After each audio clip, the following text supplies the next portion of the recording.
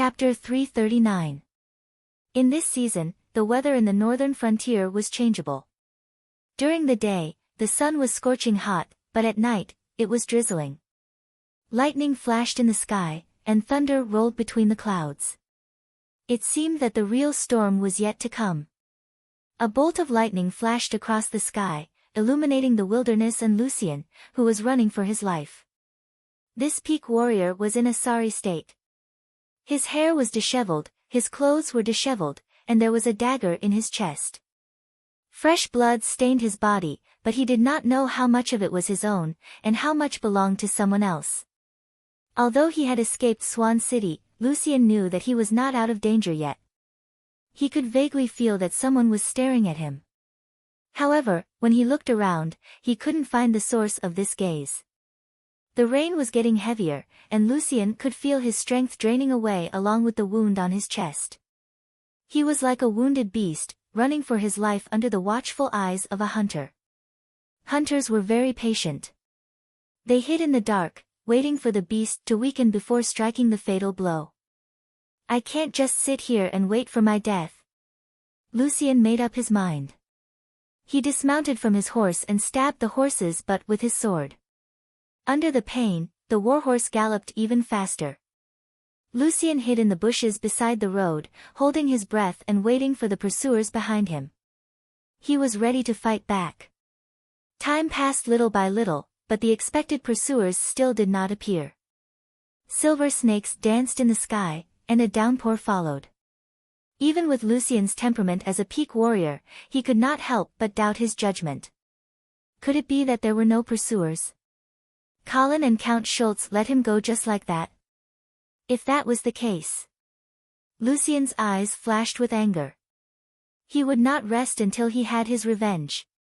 Just as Lucien was about to give up on the ambush and turn to leave, a ray of light seemed to appear in the darkness. "Who's there?" Lucien stopped and asked in a low voice. Darkness shrouded the land. Apart from the wind and rain, there was only silence. But not long after, the mud on the ground suddenly trembled slightly, and even the pebbles in the mud jumped up. A thunderous sound rang out in the distance, and in the blink of an eye, it became deafening, as if thousands of soldiers and horses had come out of the storm. This kind of aura seemed to have overshadowed the divine might of lightning. Lucien narrowed his eyes and looked at the group of cavalrymen who suddenly appeared not far away like a demon god. The 200 or so cavalrymen created a long tunnel in the dense rainwater. With the momentum of tearing the rain apart, the cavalry rushed toward Lucien. Lucien stood still, facing the cavalry squad that was charging at him as if the sky was falling and the earth was cracking. His face was still calm. Instead, he gripped the broadsword in his hand with both hands and waited for the incoming attack. Clang! However, when the cavalry was 500 steps away from Lucien, they suddenly dispersed. Just as Lucien was puzzled, hundreds of arrows twisted in the rain like poisonous snakes, broke through the rain, and flew directly toward him. Facing the threat of the arrow rain, Lucien's eyes focused. The broadsword in his hand flashed, and the shadow of the sword opened up in front of him like a shield. After a series of clanging sounds, this round of arrow rain was all blocked. Before Lucien could catch his breath, 3 armored cavalrymen rushed toward him like tanks. Pucci! With a slash of the sword, the fierce sword light suddenly exploded. Broken limbs, blood, and internal organs flew everywhere in the rain. This slash seemed to have changed the color of heaven and earth. Lucien was like a demon god who had come to destroy the world, destroying everything. However, his arrogant attitude did not last long, and he felt pain in his ankle. Looking down, Lucien realized that one of the 3 cavalrymen was still alive. But this person's body had been cut in two, and he was still able to swing the sword in his hand and stab Lucien's ankle.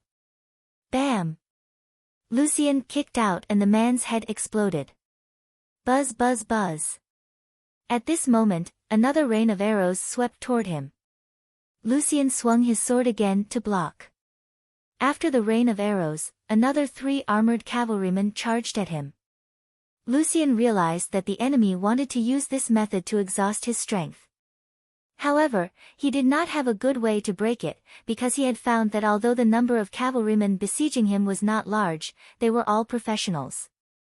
Lucien guessed that these people should be the Angeli family's men of sacrifice, but he did not expect that such a family that had just risen for less than 2 years would have so many professionals. Moreover, he also found that these cavalrymen were really fearless of death. Some of them were seriously injured, and even cut in two, but they still wanted to finish off Lucien. This kind of desperation made even Lucien feel a chill down his spine.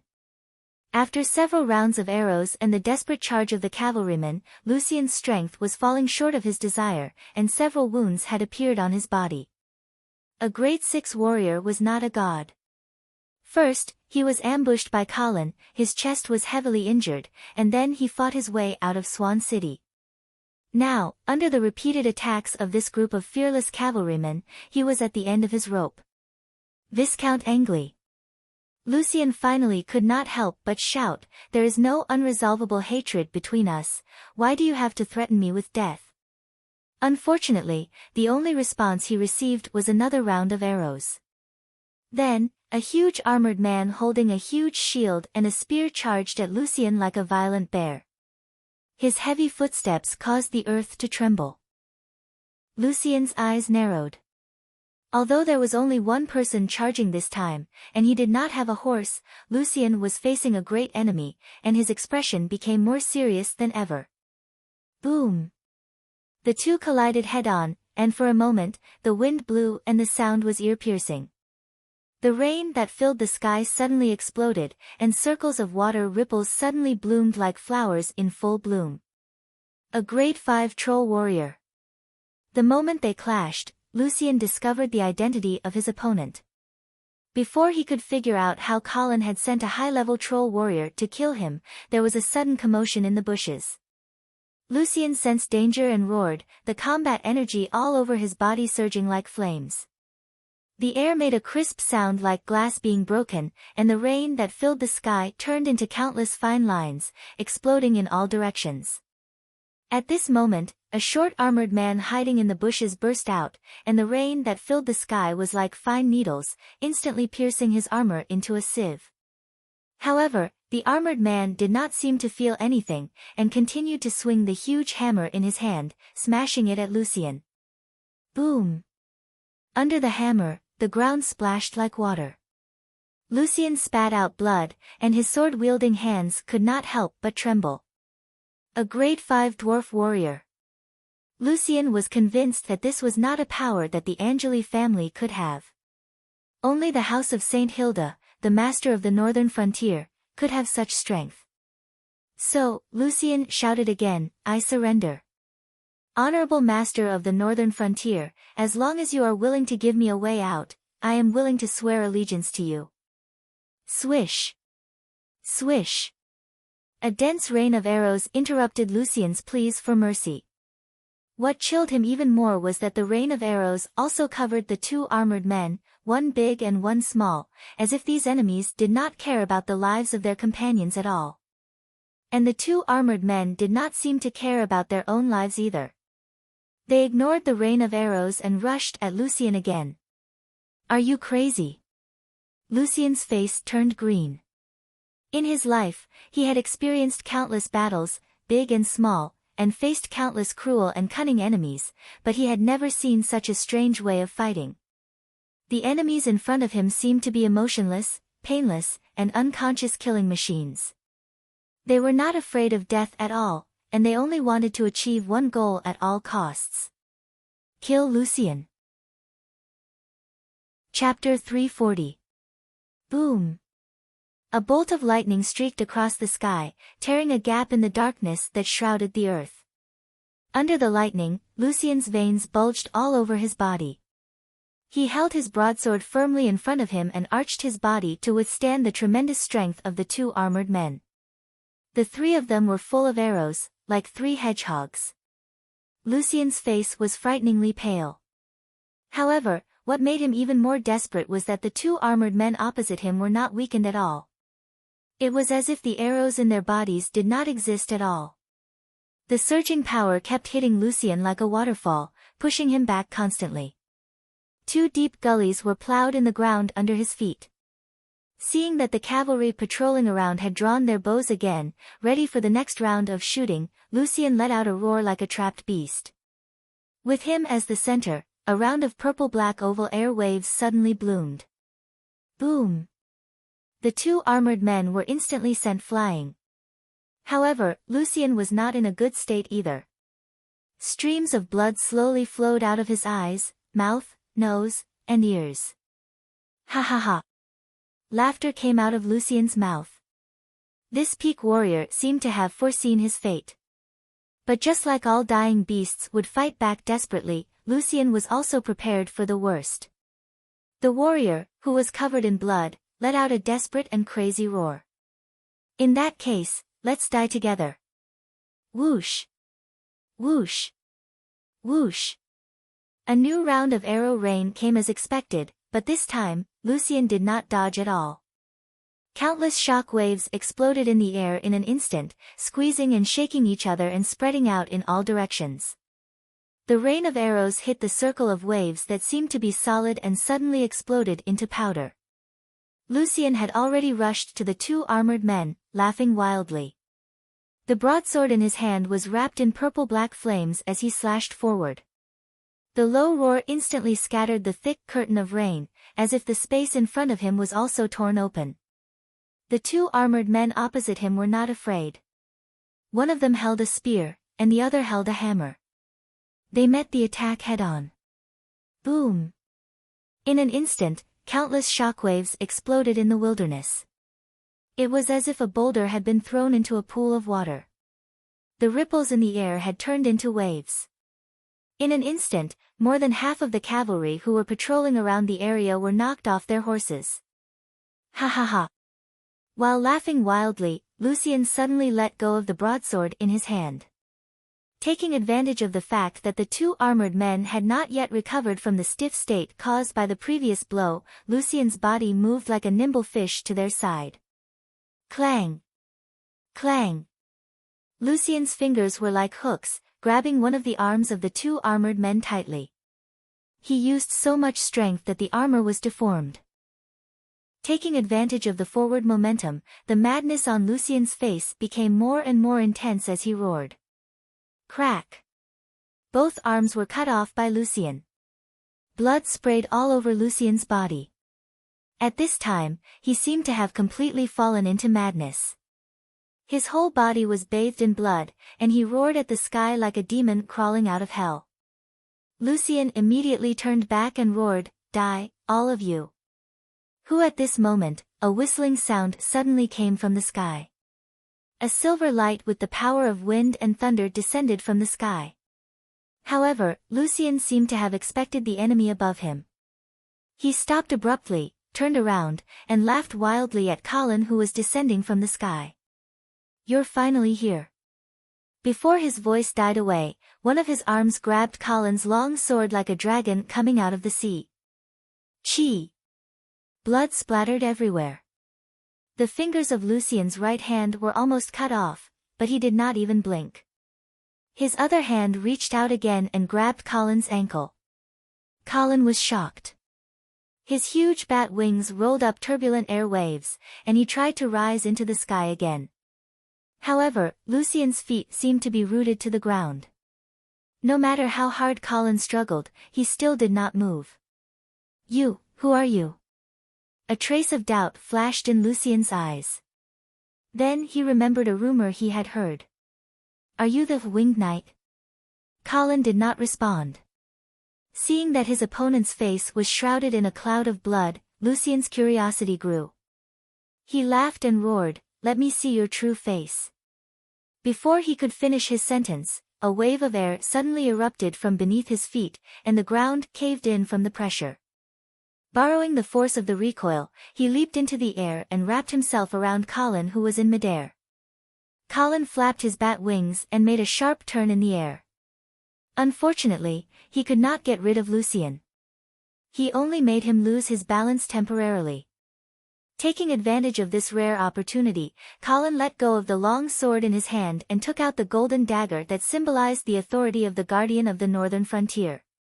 He stabbed at Lucien's chest. Chi! The dagger pierced into Lucien's chest, but he did not make any movement to block it. However, there was still a maniacal smile on his face. He roared, "Let's die together." Bang! One of Lucien's hands also pierced into Colin's chest as fast as lightning, grabbing the heart that was still beating. Colin cried out in pain. It was as if he had been infected by the other party's madness.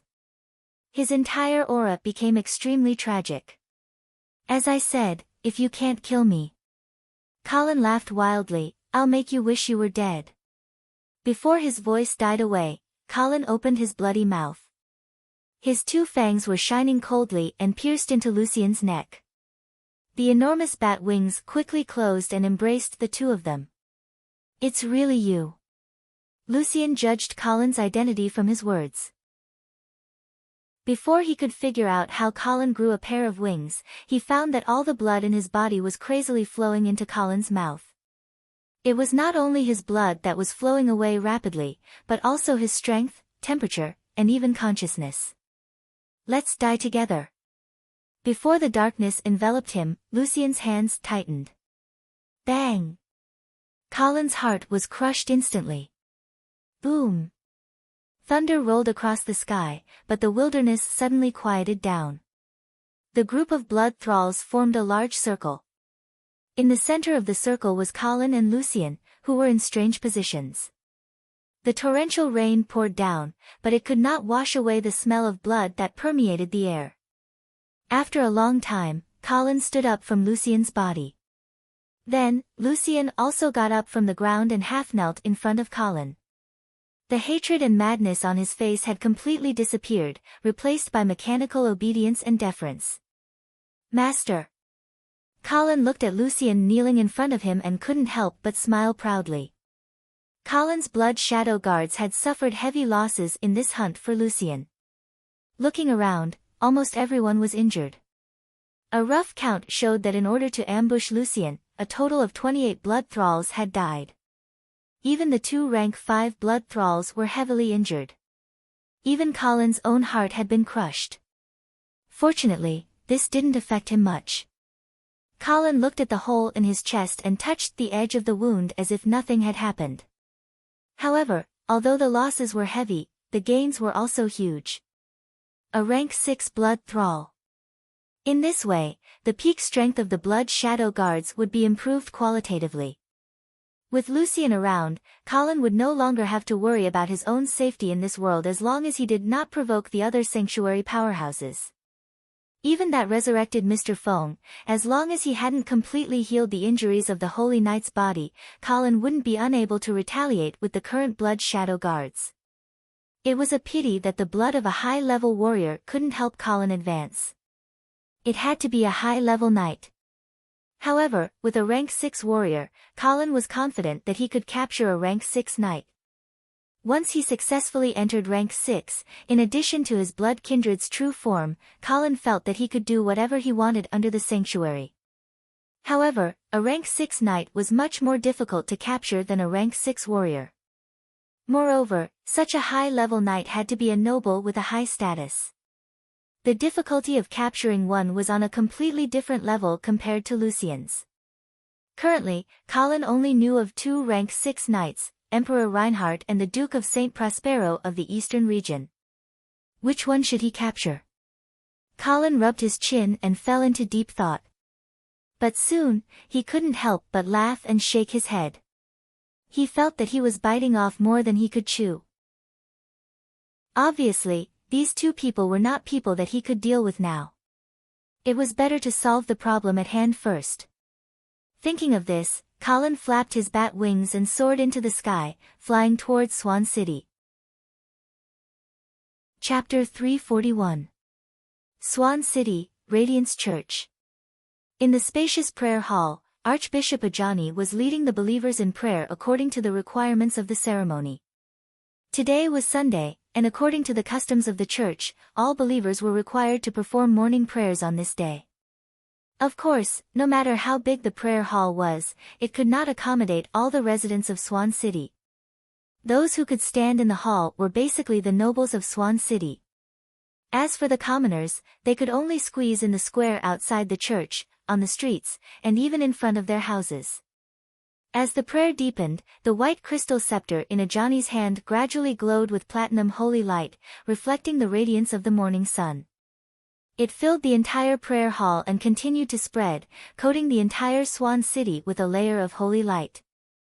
At this moment, Swan City showed its most sacred side. Under the illumination of such a divine miracle, hundreds of thousands of believers knelt on one knee, their hands clasped together as they praised the Almighty Lord of Radiance in unison. Praise the Lord. May your light last forever and illuminate the way forward for us. After the ceremony, everyone stood up under Archbishop Ajani's lead. They collected their emotions and began a new day. The nobles in the prayer hall left one after another. Only Count Schultz was left behind by Archbishop Ajani. Count, is Viscount Angley not back yet? Count Schultz shook his head. Not yet. I've already sent someone to look for him. I believe he'll be back soon, no need to look for him. I'm already back. As soon as he finished speaking, Colin strode into the prayer hall and said with a smile, I'm sorry, Your Excellency. I came back late and didn't make it in time for Sunday morning prayers. Ajani smiled, indicating that he did not need to worry. She then asked curiously, Did you catch him? Colin shrugged and said helplessly, Sigh, we still let him escape. Ajani nodded doubtfully. If a grade 6 warrior wants to escape, it's hard to stop him. But you don't need to worry. I've already reported this to Imperial Dragon City. His Holiness the Pope will send holy knights to capture him. Colin nodded. He did not want to talk too much about this and prepared to leave. Seeing this, Akani tried to persuade him to stay. Viscount Angley, can you stay for a while? Hearing this, Colin suppressed the doubts in his heart and nodded. Okay. Seeing this, Count Schultz bowed and said, Lord Guardian, Your Excellency, I'll take my leave first. All right. Looking at Count Schultz's departing figure, Akani suddenly smiled and said, Sir Viscounts, Count Schultz's attitude towards you is really respectful. Colin said calmly, I'm now the guardian of the northern frontier personally conferred by His Majesty. Isn't her attitude natural? Akani looked at Colin with a meaningful gaze. So that's how it is. I thought it was because of the bloody cavalry 50 kilometers north of Swan City. Colin's pupils shrank slightly, and he asked in surprise, You even know this? Akani blinked her eyes and said in a playful tone, Yes, a pious bird told me. That was right. When Colin realized that Count Schultz might be up to no good, he had already informed the bloody cavalry to come to Swan City. According to Colin's plan, if Count Schultz, who had been turned into a blood descendant, could not stand his ground under the pressure of Lucien and chose to betray him, then Colin would activate Plan B and ask the bloody cavalry to take care of everything. Fortunately, Count Schultz did not let Colin down. In this case, Colin did not have to be so cruel as to wipe out Swan Castle. However, he did not expect that Akani would know about the bloody cavalry hiding outside the city. Of course, Colin did not believe that a pious bird had revealed the traces of the bloody cavalry. It must have been the believers who reported to the church. To be honest, Colin had always admired and envied the church's intelligence ability. Of course, he was also afraid of it. However, this also made Colin realize a problem. Did Count Schultz also know the whereabouts of the bloody cavalry in advance? If she also knew, the reason why she did not betray Colin was because she was a blood descendant, or because she knew that the bloody cavalry was nearby. Once she betrayed Colin, what awaited the Schultz family would only be destruction. When Colin was lost in his thoughts, Akani's voice sounded again, Your Excellency, what are you thinking about? Nothing. Colin answered casually, and then asked, You asked me to stay just now. Is there anything I can help you with? Please follow me. Akani smiled mysteriously and walked past Colin, heading straight outside. Colin was curious and followed her step by step. The two walked out of the prayer hall and went down the spiral stairs. Finally, they came to a dim corridor. On both sides of the corridor, there were fully armored guards every few steps. When they saw Akane, they all bowed their heads to greet her. After walking for about half an hour, a steel gate appeared in front of them. The guard in front of the gate saluted to Akane, and then pushed the gate open. "Viscount Angley, please." Akane made a gesture to let Colin go first. Colin smiled and strode forward. The space inside the gate was more spacious than Colin had imagined, but it was a bit too empty. Except for the statue of the God of Light in the center and the small pool in front of the statue, there was nothing else.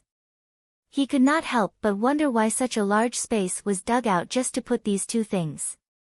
Looking around, Colin did not see any light source, but the whole space was full of holy light, and there was no place for darkness to hide.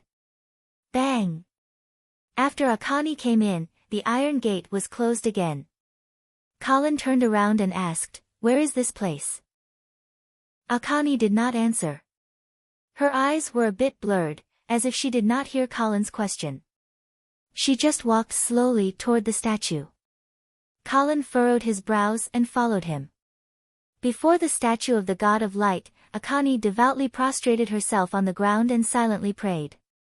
Colin had no choice but to kneel on one knee before the statue, but he could not help but look at the pool in front of the statue from the corner of his eye. The pool was not big, about 3 meters in diameter, and the water inside was very shallow. But he was surprised to find that the water in the pool was not ordinary water, but more like holy water. Gulp, Colin could not help but swallow his saliva. After a while, Akane ended her prayer and stood up again. Colin immediately asked, "Is this holy water?" Akane stared at the faceless statue of the God of Light, and without turning her head, she said, "No." Colin was a little disappointed, and asked again, "Then what is this?" Ajani finally turned around. Her gaze was filled with an indescribable meaning as she said softly, "This is the accumulated power of faith." Power of faith? This was the first time Colin had learned that faith could be materialized. Yes. The gods use their mighty powers to protect humans, and humans use their faith to serve the gods. When everyone prays to the God, they will produce the power of faith, and this power of faith will be collected by the radiance churches of the various dioceses, gathering in a space similar to the one we are in. Colin rubbed his chin, staring at the swaying surface of the pool, and asked, "Then what is the use of this power of faith?" Akane shook her head and said, "The cultivation of priests requires the power of faith, but we only need a very small portion of it. Most of the power of faith is needed by the God." Colin nodded thoughtfully, and asked again, "This should be a secret of the church, why are you telling me this?" Akane did not answer this question, but said to herself, "Do you know? The power of faith gathers in this space, liquefies in the holy pool, and is then absorbed by the God through the statue." So? Colin was a little confused. Akane pointed to the pool in front of her, and asked in a low voice, "Look, the water in this pool, has it been absorbed?" Colin narrowed his eyes and looked for a long time, and found that the water in the pool did not decrease, but instead kept increasing. Because it was Sunday, and Archbishop Akane had just personally led the morning prayers, the power of faith surged in and quickly filled the pool, and then, it overflowed. What will happen if it overflows? The liquefied power of faith will disappear after leaving the holy pool. Sure enough, Colin saw that the water disappeared after overflowing. This time, he also realized that something was wrong. Since the God of Light needed the power of faith, why would he let it overflow without collecting it? Is there a problem with this statue? Colin guessed. Akane shook her head, and said in a low voice, "The holy pools under all the Radiance churches in the northern frontier are like this, even the holy pool under the Holy Light Church in Imperial Dragon City, is the same. The power of faith is not collected, but overflows the holy pool, and is wasted." Colin narrowed his eyes, and asked with a serious expression, "I still want to know, why are you showing me this? If the things that Akani had exposed to Colin were to be leaked, it would definitely cause a crisis of faith. The God of Light had stopped receiving offerings from humans. What did this mean? Akani still did not answer this question, but asked in return, "Do you know why the Dark Emperor was killed 300 years ago?" Colin's heart skipped a beat, and he said, "Could it be that he discovered this secret?" "Yes." Ajani nodded. However, what truly sounded the Dark Emperor's death knell was something he once said. What did he say? He said, the expression on Akani's face suddenly became extremely complicated. "The god is dead." Chapter 342. The god is dead. Colin's eyes widened, and his heart was in turmoil. He knew what this meant in this extraordinary world, and finally understood why the Dark Emperor had to die. Even after his death, all records of him were deliberately destroyed. It was as if someone was desperately trying to completely erase his existence from history. It turned out that it was because of such a rebellious statement. If the Church allowed the Dark Emperor's words to spread widely in the Empire of Light, it would be a huge blow to the belief system of humans. So, the judge, Duke Saint Theon, appeared.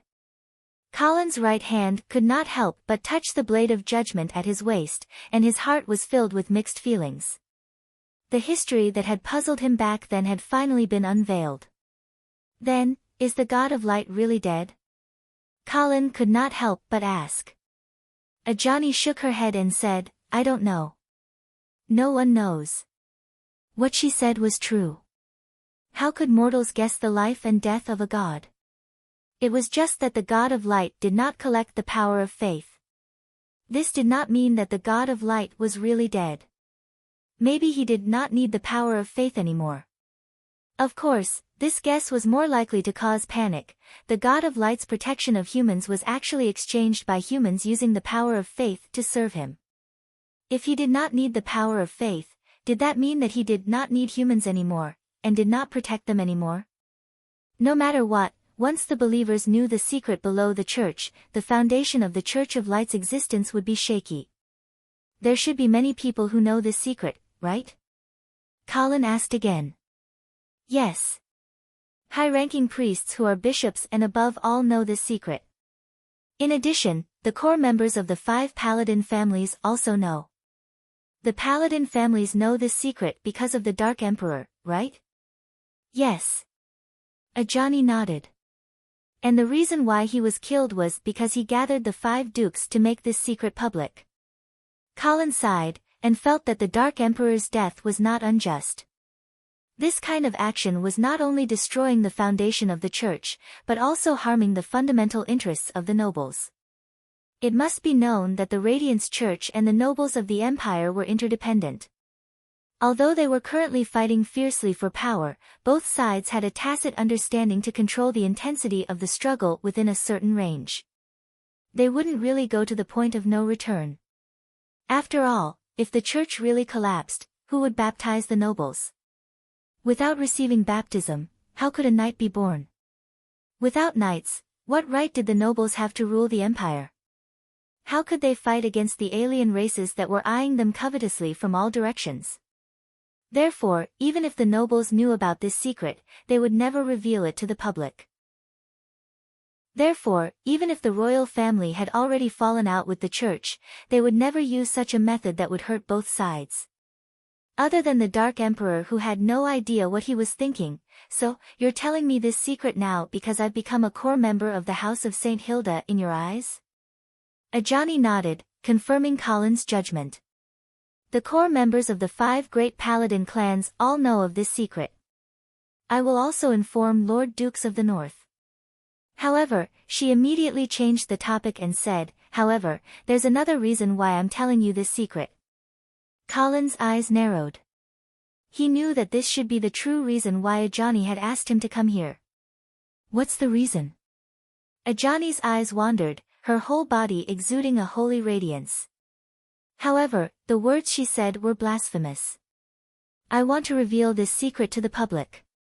What? Colin thought that he had heard wrongly and looked at Ajani in astonishment.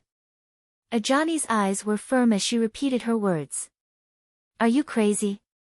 Colin could not help but exclaim. Of course, Colin's shock was not due to his devout faith and reverence towards the God of Light, but because he could not understand Ajani's motive. As the Archbishop of the Northern Frontier, the Church of Light was Ajani's foundation. Revealing this secret to the public would lead to a crisis of faith. What good would it do her? Not to mention that doing so would definitely lead to a fatal disaster. The last person who wanted to do this was the Emperor of the Empire, but he still ended up in a miserable state. Did Ajani think that she would be spared? If she dared to do so, she would definitely become the enemy of the entire Empire of Light. Whether it was the church or the nobles, they would all want to kill her at all costs. Why do you want to do this? Colin asked in a low voice. Because the believers of our Lord have the right to know this truth, Ajani said calmly, giving a reason that Colin did not know how to evaluate. Seeing Colin's doubtful face, Ajani's expression did not change as she explained. No matter the reason why our Lord no longer collects the power of faith, the church and the nobles have no right to hide this truth. However, faith should not be built on deception. I understand that they are all worried that this truth will cause panic and even a crisis of faith. However, if some people's faith is shaken because of this, then they are not worthy of being believers of our Lord. Moreover, isn't this a test that our Lord has for us?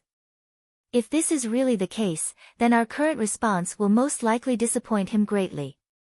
Hearing Ajani's righteous explanation, Colin did not know what to say for a moment. He did not know if this Archbishop of the Northern Frontier was truly so devout that she could not tolerate her faith being blasphemed, or if she was just looking for a high-sounding excuse to conceal her true ulterior motives. Colin narrowed his eyes, and his tone became somewhat cold. Then, Your Eminence, why do you think that I will support your idea? As a believer of our Lord, a knight of the Northern Frontier, and a viscount of the Empire, I should stop you from doing such a foolish thing, right? Because I believe in the guidance of the Holy Light. Ajani stared into Colin's eyes and gave him an answer that left him speechless. The guidance of the Holy Light? Yes, your affinity with the Holy Light is something I have never seen before. I believe that this is the guidance of our Lord. A devout knight like you will definitely not tolerate the Church continuing to deceive our Lord's believers. Colin fell silent. He remembered that Ajani had indeed said such words back in Coldwinter City. Furthermore, Pope Gregory had also said similar words to Colin back in Imperial Dragon City. Could it be that he was really the chosen one? Of course, such an illusory thing was obviously unable to convince Colin. Sometimes, a white lie is more precious than the cruel truth. Colin said expressionlessly. He did not want to become an ally of this crazy Archbishop of the Northern Frontier. In Colin's opinion, what she wanted to do was practically courting death. Good intentions? A cold smile appeared on Ajani's pretty face. So, tampering with the Duke's baptism ceremony was also out of good intentions? Colin's pupils shrank, but he was not too surprised. Ajani had said that she had met Vera on the way to Swan City. With her insight as an archbishop, it was not surprising that she could see that the Pope had tampered with Vera's baptism.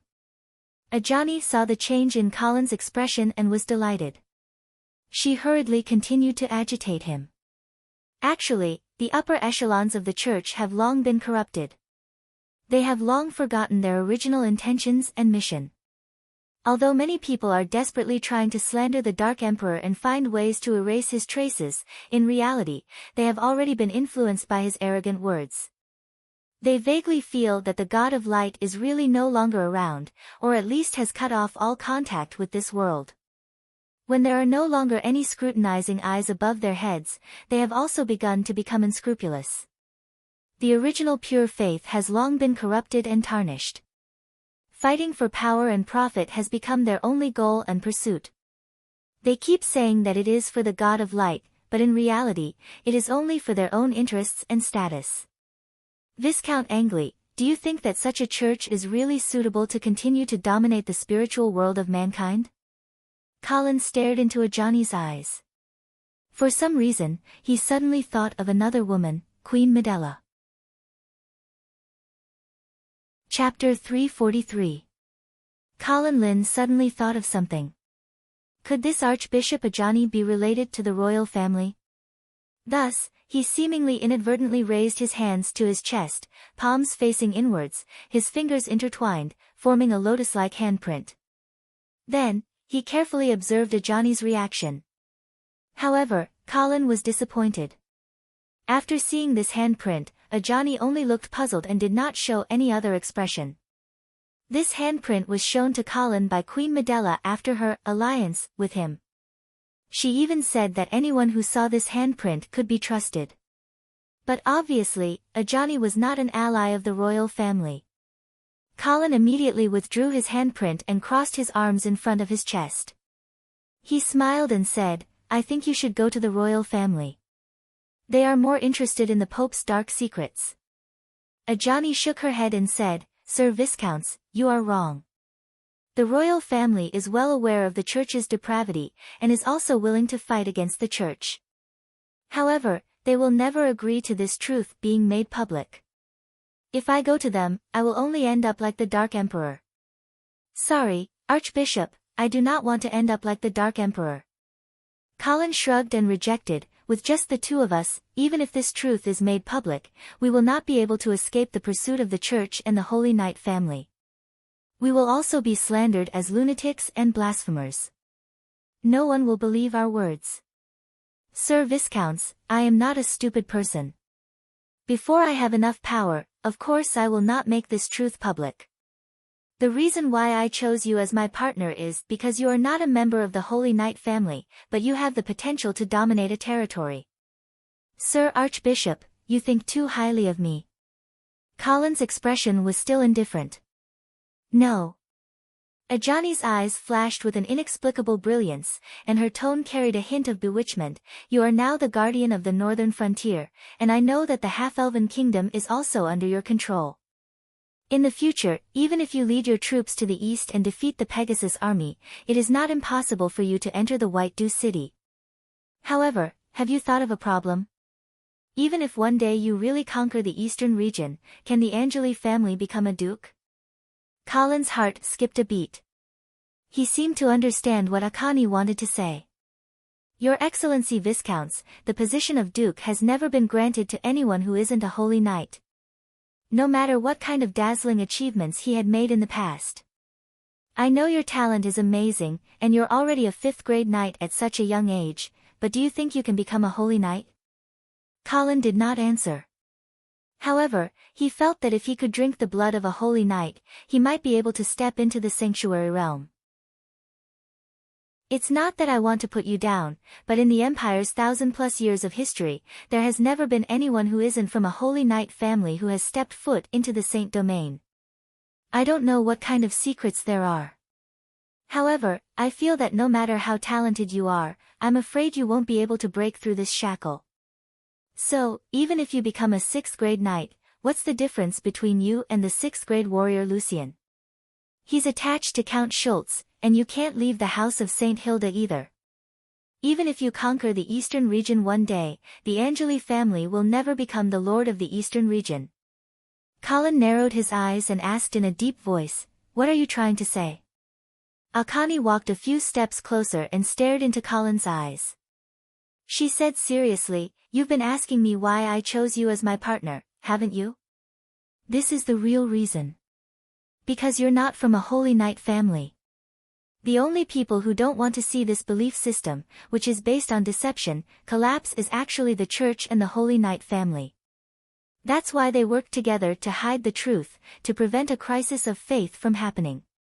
However, as a descendant of a Holy Knight family, Viscount Angli, even if a crisis of faith happens, and the belief system of the Church of Light collapses, is it really a bad thing for you? Without the power of faith, there would be no priests. Without priests, there would be no new knights, and naturally, there would be no more holy knights. Without holy knights, how can the royal family and the 4 great families stand at the top of the empire? Why can't the Angeli family become a duke? Even." Akani suddenly stopped talking, but Colin completely understood what she meant. At the same time, he saw the true face hidden under Akani's pious appearance. That face was filled with something called ambition. Moreover, he was also frightened by Akani's madness. This woman looked holy, quiet, and compassionate, but in reality, she was a crazy ambitious woman who wanted nothing more than to throw the world into chaos. Seeing Colin's silence, Akani thought he was moved, but still couldn't make up his mind. She opened her mouth again to tempt him. Your Excellency Viscounts, now that the royal family and the church are at war, it's our best chance.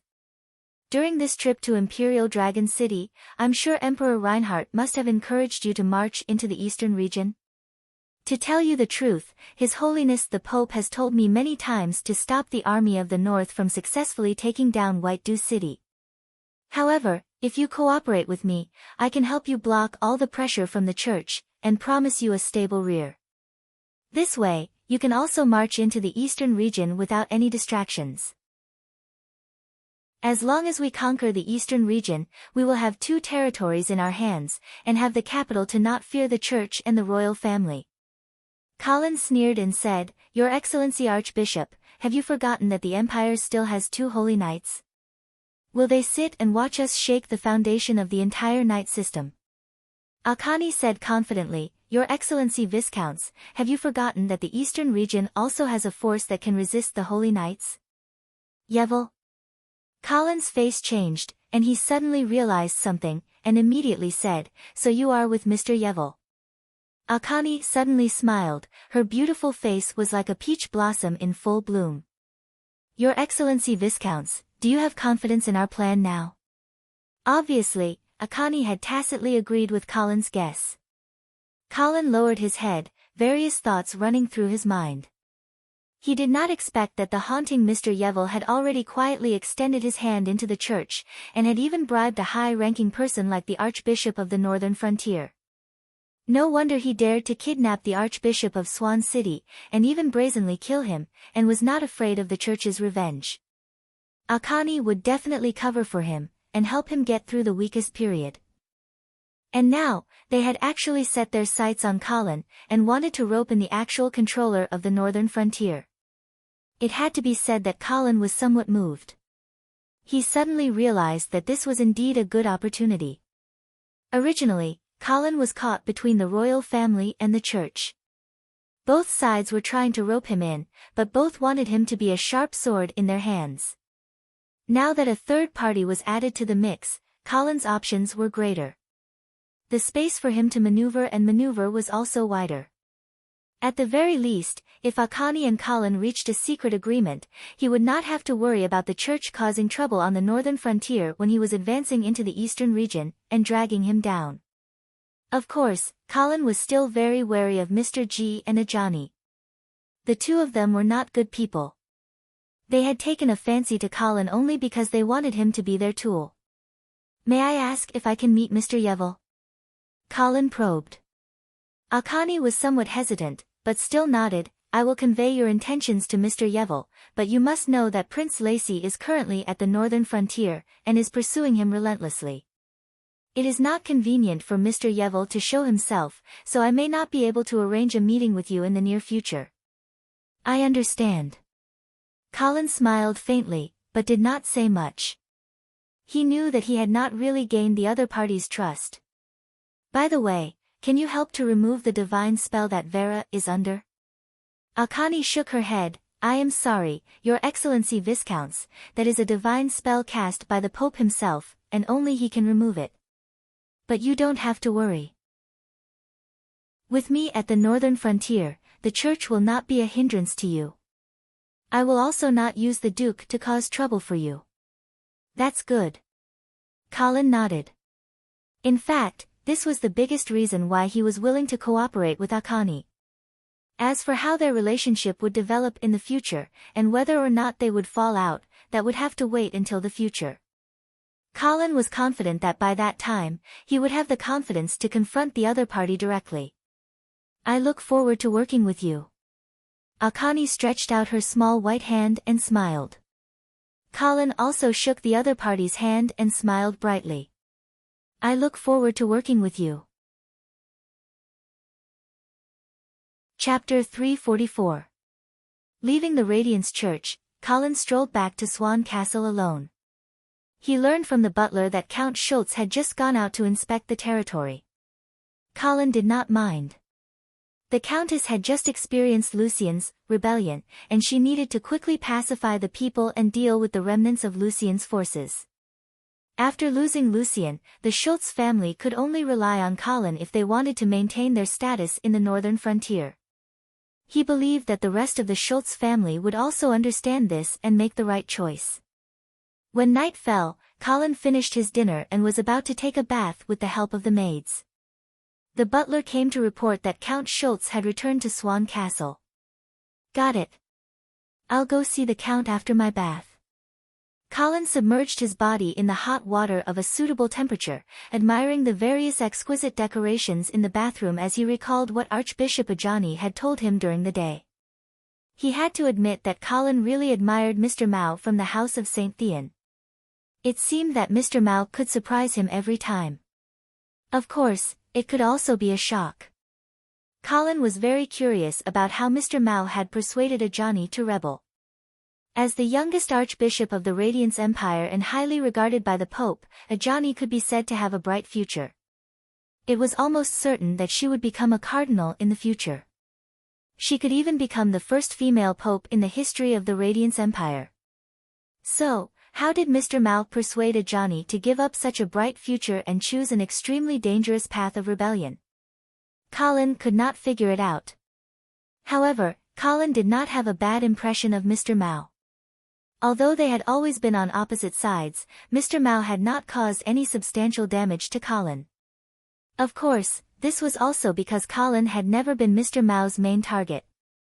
After all, Colin was just a small figure before, and was not worthy of Mr. Mao's special attention.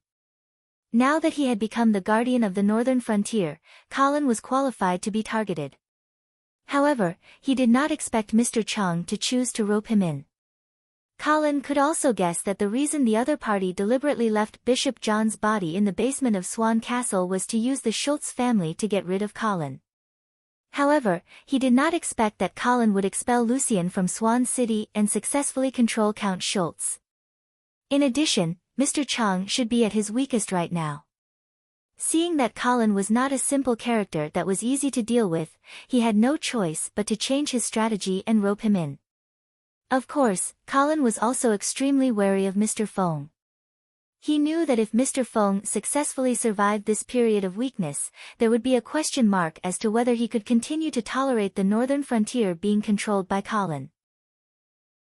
Therefore, Colin knew that he had to seize the time when Mr. Chang was recovering and work hard to strengthen his own power and influence. In this way, no matter how the future of the Empire of Light changed, Colin would have the ability to protect himself. While thinking, Colin heard light footsteps approaching. He did not pay much attention, thinking that it was a maid who came to add water. But then, a snow-white and delicate foot reached into the water, followed by a white and slender leg. Under Colin's surprised gaze, the naked Count Schultz had already sat down beside him. The Countess's body was impeccable. Her soft skin had a pearl-like luster, and above her plump buttocks was a slender waist. Further up, there were two bright red dots that made Colin's blood boil. "Master, let me serve you in the bath," Count Schultz whispered in Colin's ear, with a seductive smile on his face. Colin was intoxicated by the fragrant scent, and his slightly stiff body gradually relaxed. Waves suddenly appeared on the originally calm water surface. The first rays of the morning sun shone on the mirror-like surface of Swan Lake. Thousands of rays of light that looked like fragmented rainbows were projected on the mirror-like surface of the lake. Colin stood on the balcony of the highest floor of Swan Castle, looking at the beautiful scenery in front of him that was somewhat unreal. He felt unprecedentedly satisfied. He took a deep breath, and his nose was filled with dew and the fragrance of flowers and plants. Suddenly, a series of familiar footsteps came from behind him. Colin turned around and saw Count Schultz walking over with enchanting steps. After a night, the Countess, who was already beautiful, looked even more gorgeous. She was only wearing a thin silk dress with a low-cut, corset, and backless design that vividly showed off her beautiful body curves and lustrous and smooth skin. As she walked, two snow-white and slender legs were faintly discernible under the open-necked dress, like a blooming iris flower. "Good morning, master." Count Schultz's charming smile made Colin's heart skip a beat. He touched the tip of his nose and smiled. "You can still call me by my old name." "Yes, Sir Viscounts." Count Schultz changed the way he addressed Lucien, but his attitude did not change at all. After a night of deep communication, Colin also knew that Countess Schultz was actually a woman who did not have many opinions of her own. Her weak personality was actually not suitable to be a lord. That was why she chose to marry Lucien, and now she did not hesitate to rely on Colin. However, such a personality was indeed more convenient for Colin to control. The ambiguous past between you and Marquis Garcia was also made up to pretend to be Vera's birth mother, right? Yes. Countess Schultz's white cheeks blushed. "However, the Duke of St. Hilda did want to set me up with Marquis Garcia, but Marquis Garcia did not want to give up the command of the Black Cavalry, and Marquis Garcia's importance in the northern frontier, so the Duke of St. Hilda gave up." "Then why did you betray the Duke of St. Hilda in Icestone City?" "Actually, I had no choice at that time.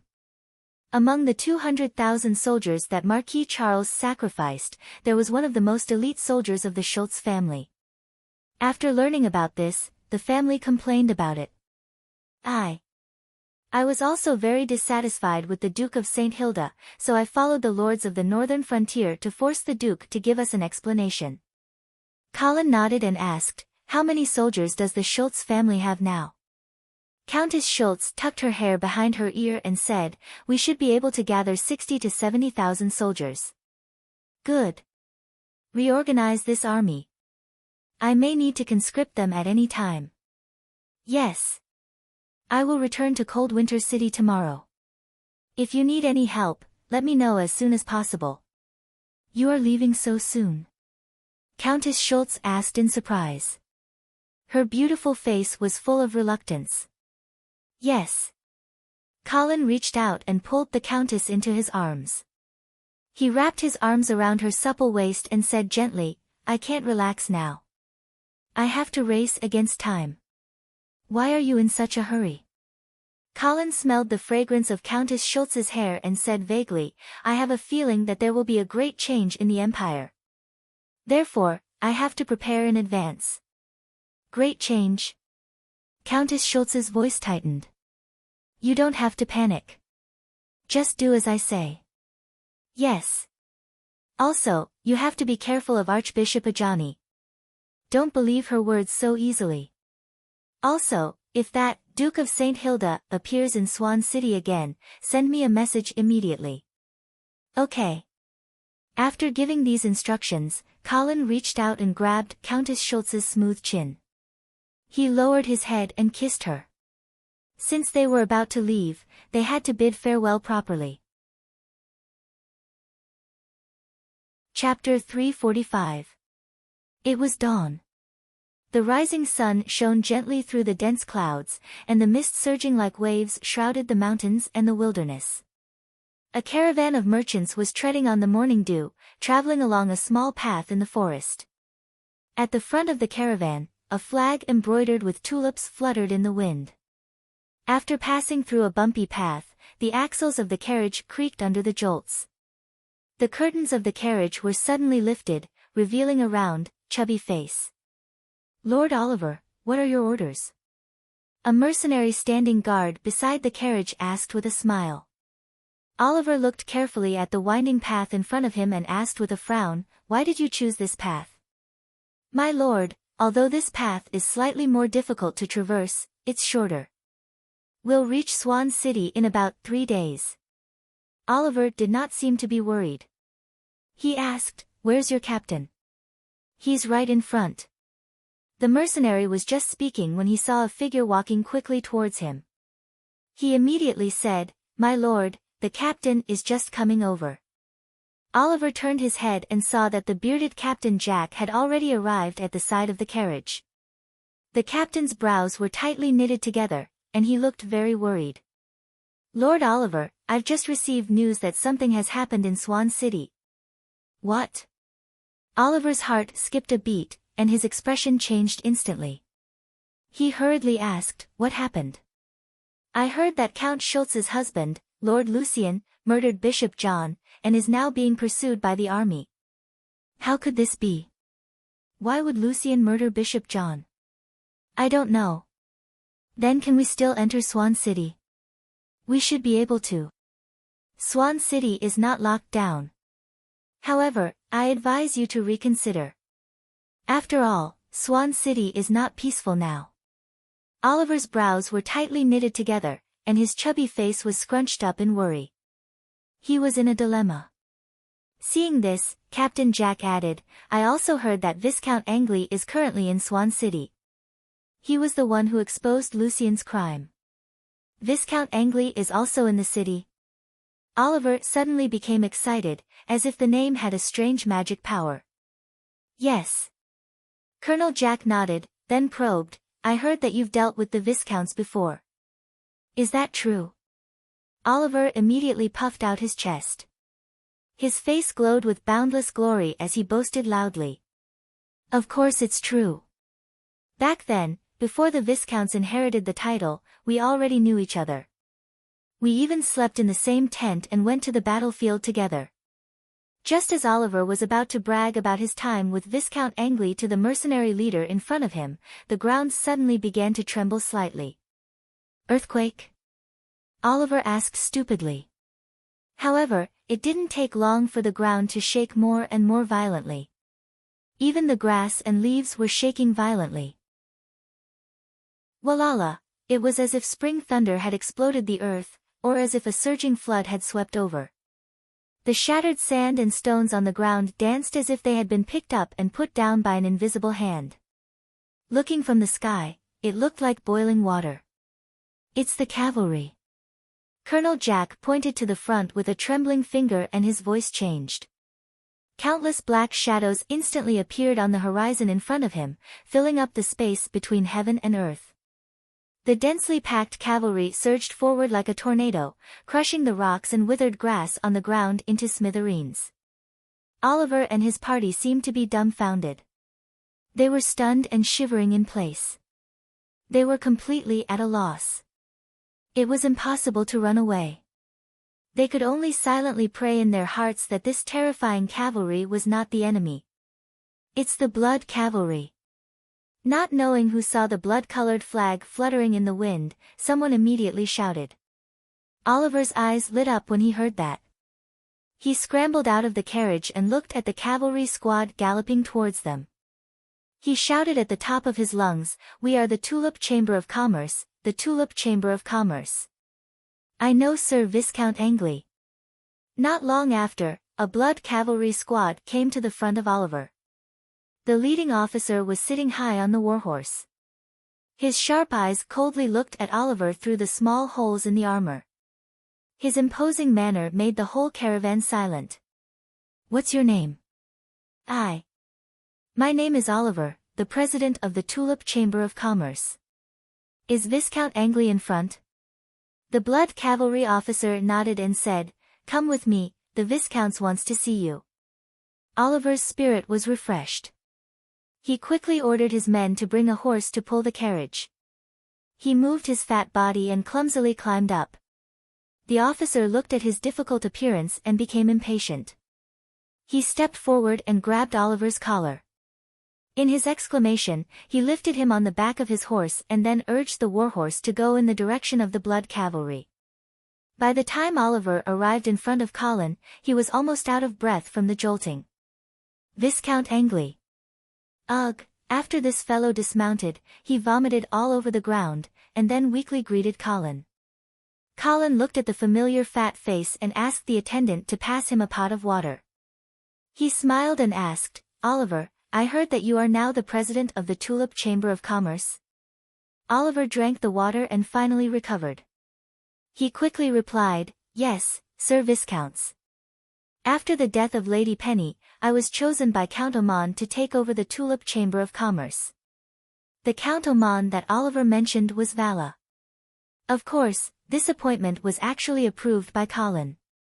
He had a good impression of the fat merchant. After taking control of the Oman family through Vala, he signaled the other party to push Oliver to the position of president of the Tulip Chamber of Commerce. Later, the obedient and sensible Oliver began to clean up the remaining forces of the Tulip Chamber of Commerce under Vala's instructions. So far, the progress was said to be smooth. "You are going to Swan City?" "Yes, sir."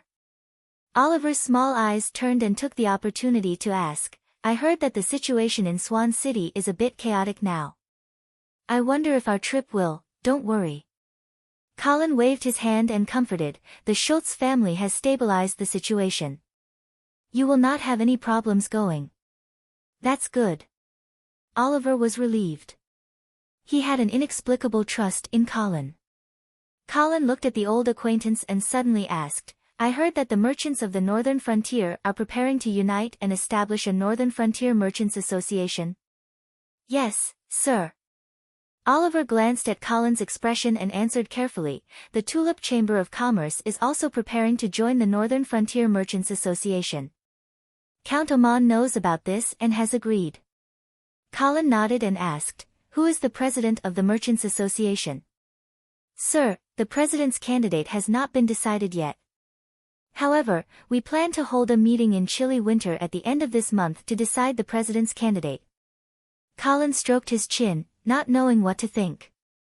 After a while, he spoke again, "Oliver, do you want to be the president of the Northern Frontier Merchants Association?"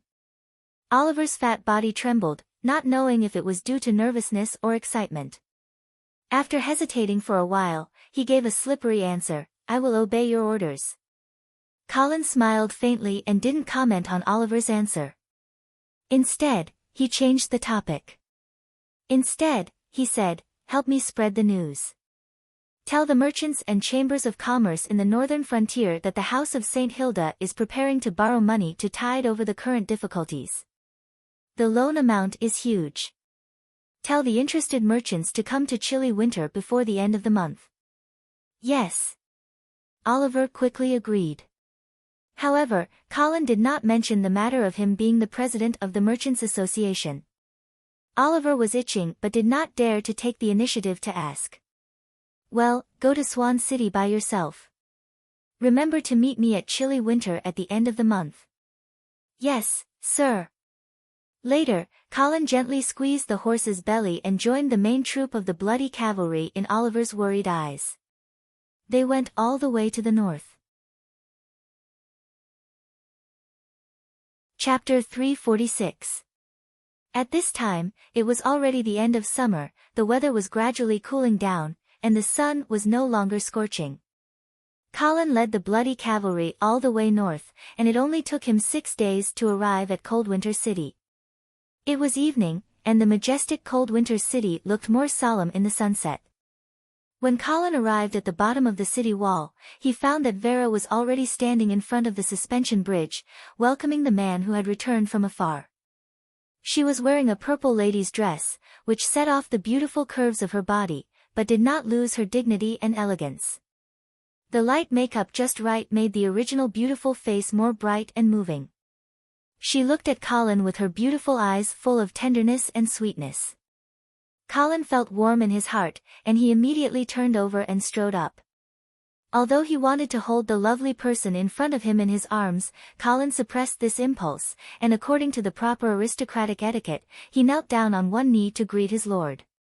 But he did not expect that Vera had already pulled Colin before he knelt down, and said intimately, "Colin, welcome home." Colin then no longer cared about the red tape, leaned over and kissed Vera's smooth forehead, and said with a smile, "My wife, you are so beautiful today." Vera smiled sweetly, and then took Colin's arm, and walked into the city together. "Teacher." Inside the city gate, Prince Harrison and Princess Judy greeted him in a crisp voice. Colin nodded to the two little guys, and then helped Vera into the carriage. Surrounded by a team of guards, the carriage passed through half of the city, and came to the Lion's Roar Castle on the top of the mountain. The servants had already prepared a sumptuous dinner to welcome Colin's return. Walking into the Knight's Hall with Vera, the air was filled with a faint rose fragrance.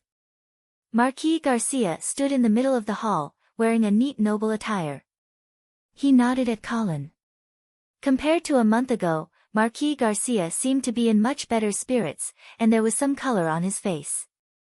However, his posture was still stooped, and he held a cane in his hand. His eyes were no longer sharp, and it seemed that the all-powerful army god of the northern frontier had completely disappeared. Colin also hurriedly bowed in return, and exchanged a look with the other party, but did not say anything. At this time, Scholar Duane, Knight Campbell, and the Bishop Emeritus also saluted Colin. Young Master Joyce was also in the hall, but this young man was not good at hiding his emotions. He nodded at Colin perfunctorily, then looked at the ground with puffed cheeks, as if he was very reluctant to appear here. Of course, Colin would not pay attention to a child who was throwing a tantrum, and he invited everyone to take a seat. For such a formal banquet, everyone's seating was particular.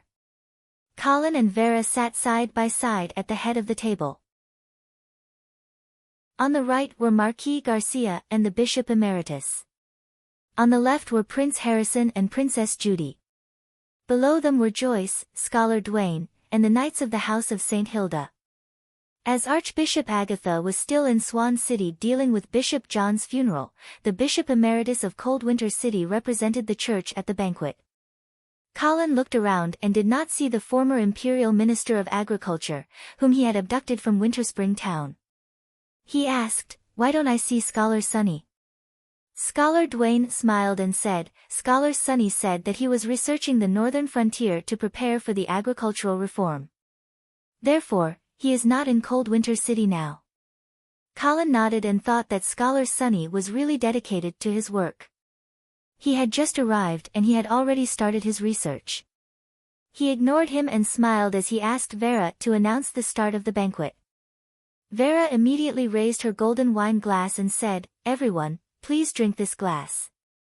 May the glory of the God of Light bless us and may the house of St. Hilda prosper forever." Everyone raised their wine glasses one after another and responded loudly. Colin drank the champagne in his glass and said with a smile, "Everyone, please enjoy the delicious food tonight." Everyone cheered and began to focus on the food on the table. In this world, it was a very serious matter for the feudal lord to host a banquet. There was a set of very standard etiquette. During the meal, no one was allowed to speak until the main course was served. They had to knock their cutlery on the table to indicate that they were full. Only then could they chat with other people who were full. The whole process was rather boring, and the only fun was to see who ate more. In fact, this was also part of the etiquette. The more one ate, the more satisfied they were with the food prepared by the feudal lord. At the same time, they could also show their strength and bravery. The cooking skills of the House of St. Hilda were of course top-notch. There were grilled crocodile tail, oysters with white mushrooms, steamed salmon, roasted goose liver, cream salad, all kinds of delicious dishes were placed on the huge long table. Amidst the clanging sounds of the expanding knives and forks, everyone tried their best to stuff the food into their stomachs while maintaining their etiquette. The maids were like butterflies flying through flowers. With light footsteps, they kept changing the plates and refilling the wine for everyone. Although Colin did not need these ordinary foods to replenish his energy, he also began to eat when he saw that everyone had a high appetite. The maids behind him had already changed his plate 4 times. Seeing that the maids were about to change his plate for the 5th time, Colin finally knocked on his plate to indicate that he was full. Vera, who was sitting at the side, had already finished eating. She smiled and said, "Colin, you have a good appetite today." "Yes, after leaving the northern frontier for so long, I still miss the food at home."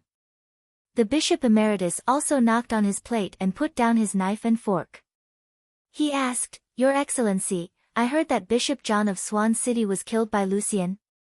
To be precise, Lucien colluded with outsiders to murder him. Next, Colin selectively recounted what had happened in Swan City to everyone.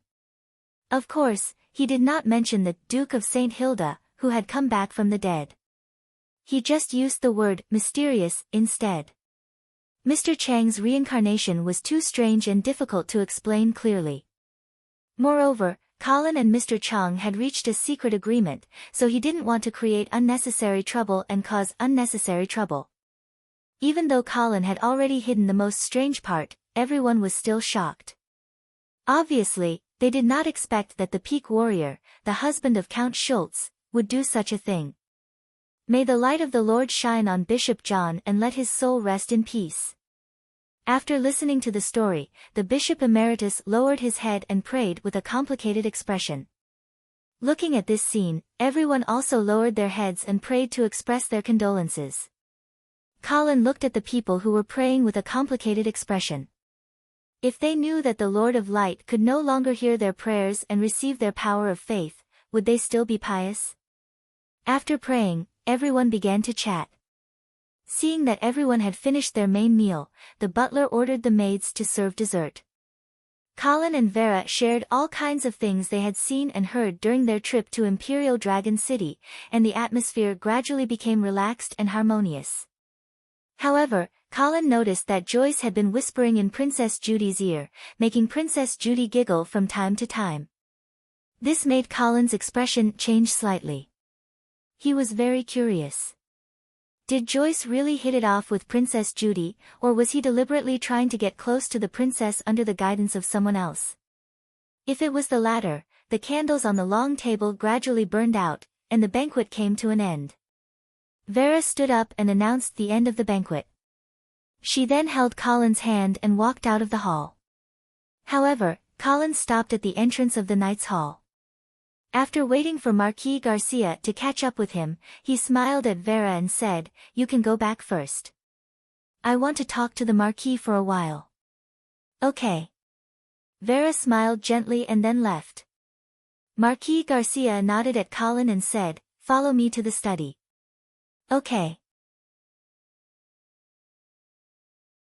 Chapter 347. When Colin walked into the study, he noticed that the layout of the room had completely changed. The tables, chairs, cabinets, floors, and windows were all remade with brand new mahogany, and the entire room was filled with a faint smell of wood. A row of white crystals was inlaid on the white walls. These crystals were a special arcane material that could magnify light. Even without too many candles, the entire room was as bright as day. A huge specimen of a tiger's head was originally hanging above the fireplace. It was said that the previous Duke of St. Hilda had hunted it himself, but now it had disappeared and was replaced by a gorgeous blood rose wreath. The changes in the study seemed to imply that the owner of the castle had changed. Count Schultz is not Vera's biological mother. "Fortunately, you did not fall into his trap," Marquis Garcia said. Colin nodded, and then carefully asked, "Then, Vera's biological mother is..." Marquis Garcia looked at Colin with a warning look, hesitated for a moment, and said, "You don't need to know who she is. You just need to know that she is no longer alive. So, no matter who comes forward and claims to be Vera's biological mother, it is all a lie." Colin sighed secretly, and he thought that Queen Midella had indeed lied. My goodness, they are all a bunch of actors. Fortunately, I am also one of them. Then, who knows the true identity of Vera's biological mother? Colin asked again.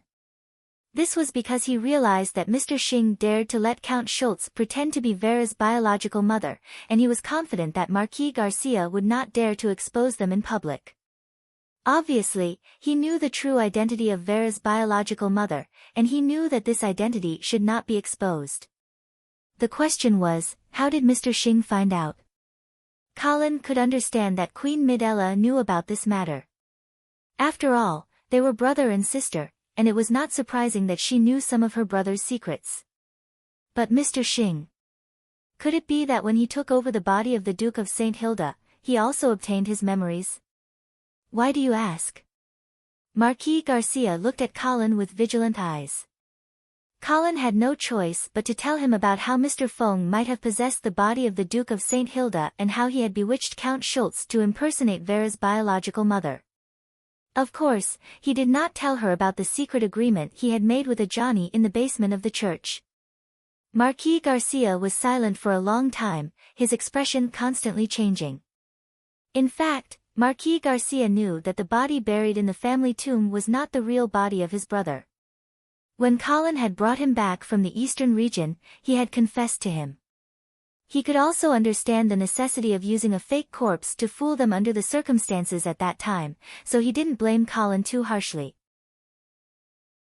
He only said that after Vera successfully inherited the dukedom, he would come back to the Morrison family to ask for the corpse of the previous duke. However, he did not expect that the body had already been taken over by Mr. Fong. Moreover, this kind of reincarnation was too incredible. Marquis Garcia found it difficult to accept for a while. After pondering for a long time, Marquis Garcia suddenly said, "You don't have to worry about this matter. I will personally negotiate with the Morrison family." Colin's heart skipped a beat. He immediately realized that the House of St. Hilda and the Morrison family might have some connections that he did not know about. Even the blood pool under the Morrison family's bell tower, could the House of St. Hilda be aware of it? Thinking about it carefully, the House of St. Hilda married so many noble ladies to the Morrison family. Could it be that they had other motives?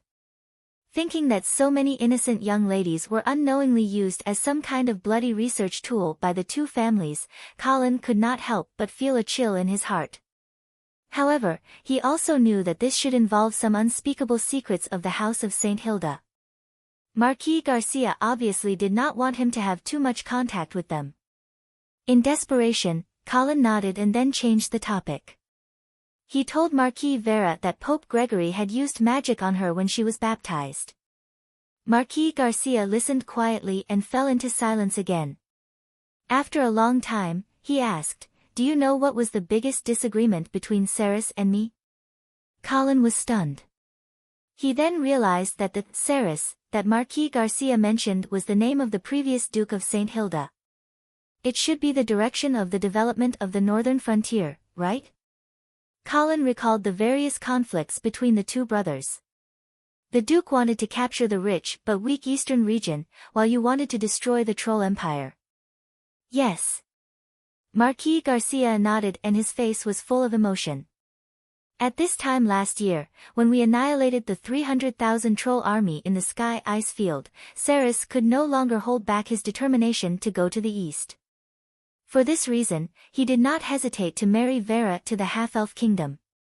He wanted to take control of the key to enter the eastern region, and at the same time, he also wanted to force me to lead the Black Cavalry to the east.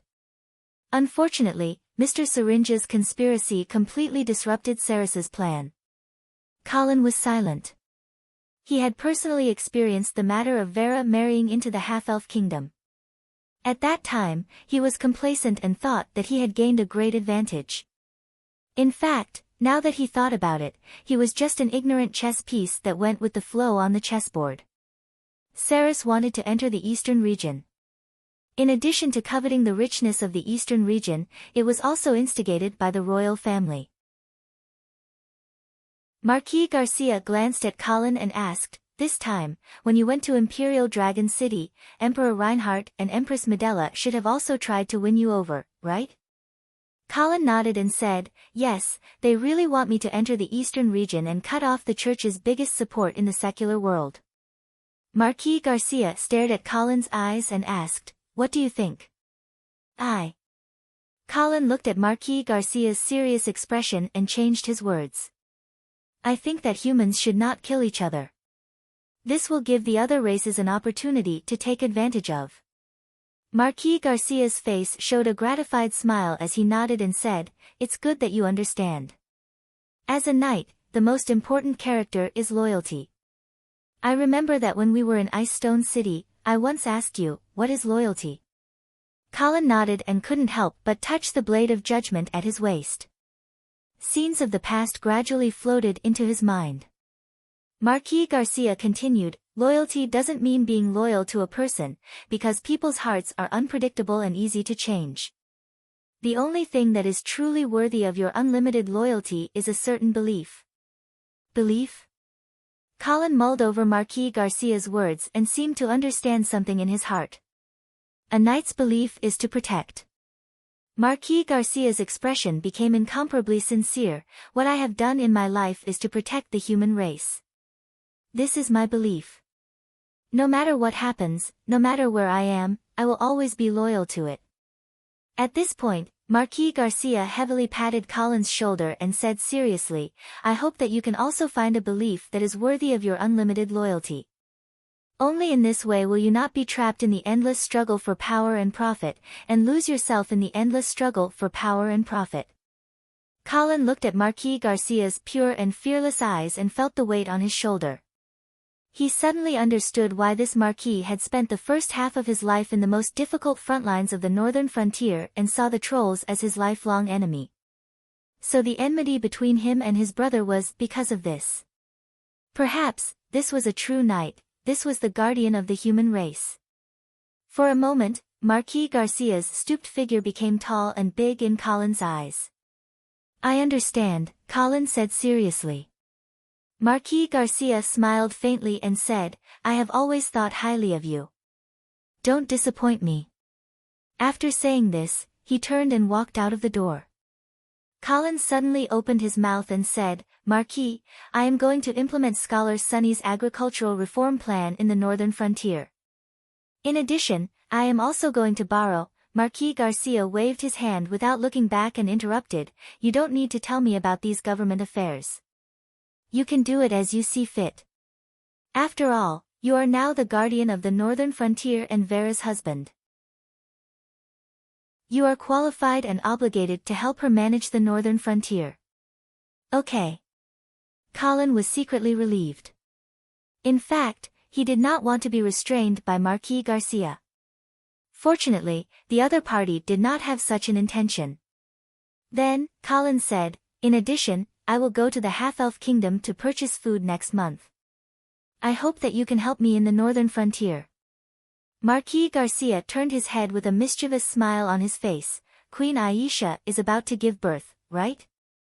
After his real purpose was seen through, Colin smiled awkwardly and nodded. Marquis Garcia did not say anything. After all, he had an illegitimate daughter. Therefore, he did not blame Colin on this issue. Be careful on the road. Marquis Garcia nodded casually and walked out of the study. Yes. Chapter 348. Colin pushed open the mahogany door that separated the bedroom from the living room and saw a beautiful figure sitting in front of the dressing table. Her blonde hair was tied up in a loose and casual style, and the silver mirror on the dressing table reflected her delicate face. Coupled with the purple silk nightgown, it highlighted a hazy and lazy charm, making people yearn for the moment when she turned around. Are you done chatting? Vera turned around with a charming and sweet smile on her face, and her blue crystal eyes were full of tenderness. For a moment, the whole bedroom seemed to be lit up. Yes. Colin walked in while unbuttoning the collar of his suit. Every time I chat with the Marquis, I benefit a lot. What were you talking about? About loyalty and belief. Vera tilted her head and the smile on her face disappeared.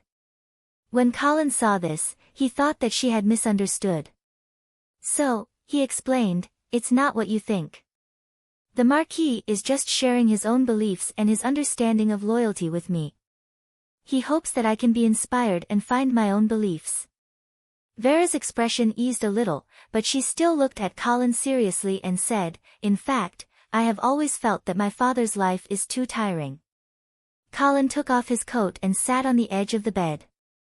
He looked at his wife's shining eyes and said with a smile, so, you don't agree with Marquis Garcia's lifelong beliefs? Vera shook her head and frowned slightly before she said, my father carries too much on his shoulders, and so does my adoptive father. I know that they are very good people, and in a sense, they can even be called great people, but I don't want you to become like them. Looking at Vera's gentle eyes, Colin's heart was filled with warmth, and he smiled from the bottom of his heart. Don't worry, I will not become like them. I have my own principles, and I also have my own cherished things, and these are everything that is worth protecting. To be honest, although Colin admired Marquis Garcia's dedication, he did not think that he could be as noble as him. Moreover, he also felt that both Marquis Garcia and the former Duke of St. Hilda were too extreme. He hoped that he would be able to live freely in this life and not be influenced by any power or noble goals. Of course, it might seem easy to achieve this, but it was actually extremely difficult. Without sufficient strength, with Colin's current status and power, it would be impossible for him to live a peaceful life. Therefore, in order to achieve this goal, Colin had to control more forces and obtain more power. Vera smiled sweetly, got up gracefully, and walked towards Colin with graceful steps. The slit on both sides of her nightgown revealed a pair of flawless legs, slender and straight, white and tender. She walked in front of Colin and held his shoulder. She bent her right leg and knelt on the edge of the bed. She bent her beautiful neck and bent her beautiful face. There was a faint smile at the corner of her mouth and her eyes were shining with passion. Then, am I also someone who is worthy of your protection? As my wife, of course you are.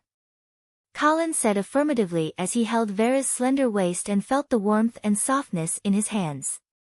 Vera's eyes became misty and she licked her delicate red lips gently. Her charming appearance made Colin's heart burn with passion. He exerted a little force and pulled the girl onto the big bed. The soft morning sun shone through the crystal skylight at the top of the knight's hall and formed a pure beam of light. The colorful glass reflected the mottled light and shadows. The statues of the 14 paladins of the House of St. Hilda stood on both sides of the hall, as if they were looking at the figures in the hall through the barrier of time. Colin was wearing the Viscount's suit as he walked into the beam of light. He knelt down on one knee in front of the steps and at the same time, raised the blade of judgment high above his head. In front of him, Vera, who was also dressed up, took the blade of judgment with a solemn expression on her face. She then placed the blade of judgment on Colin's shoulder and said in a clear voice, I, Vera St. Hilda, in the name of the Dukes of the North, confer on Colin Angelo the title of Count of the Empire of Light. From today onwards, the Angeli family will be the hereditary Count of the Empire of Light.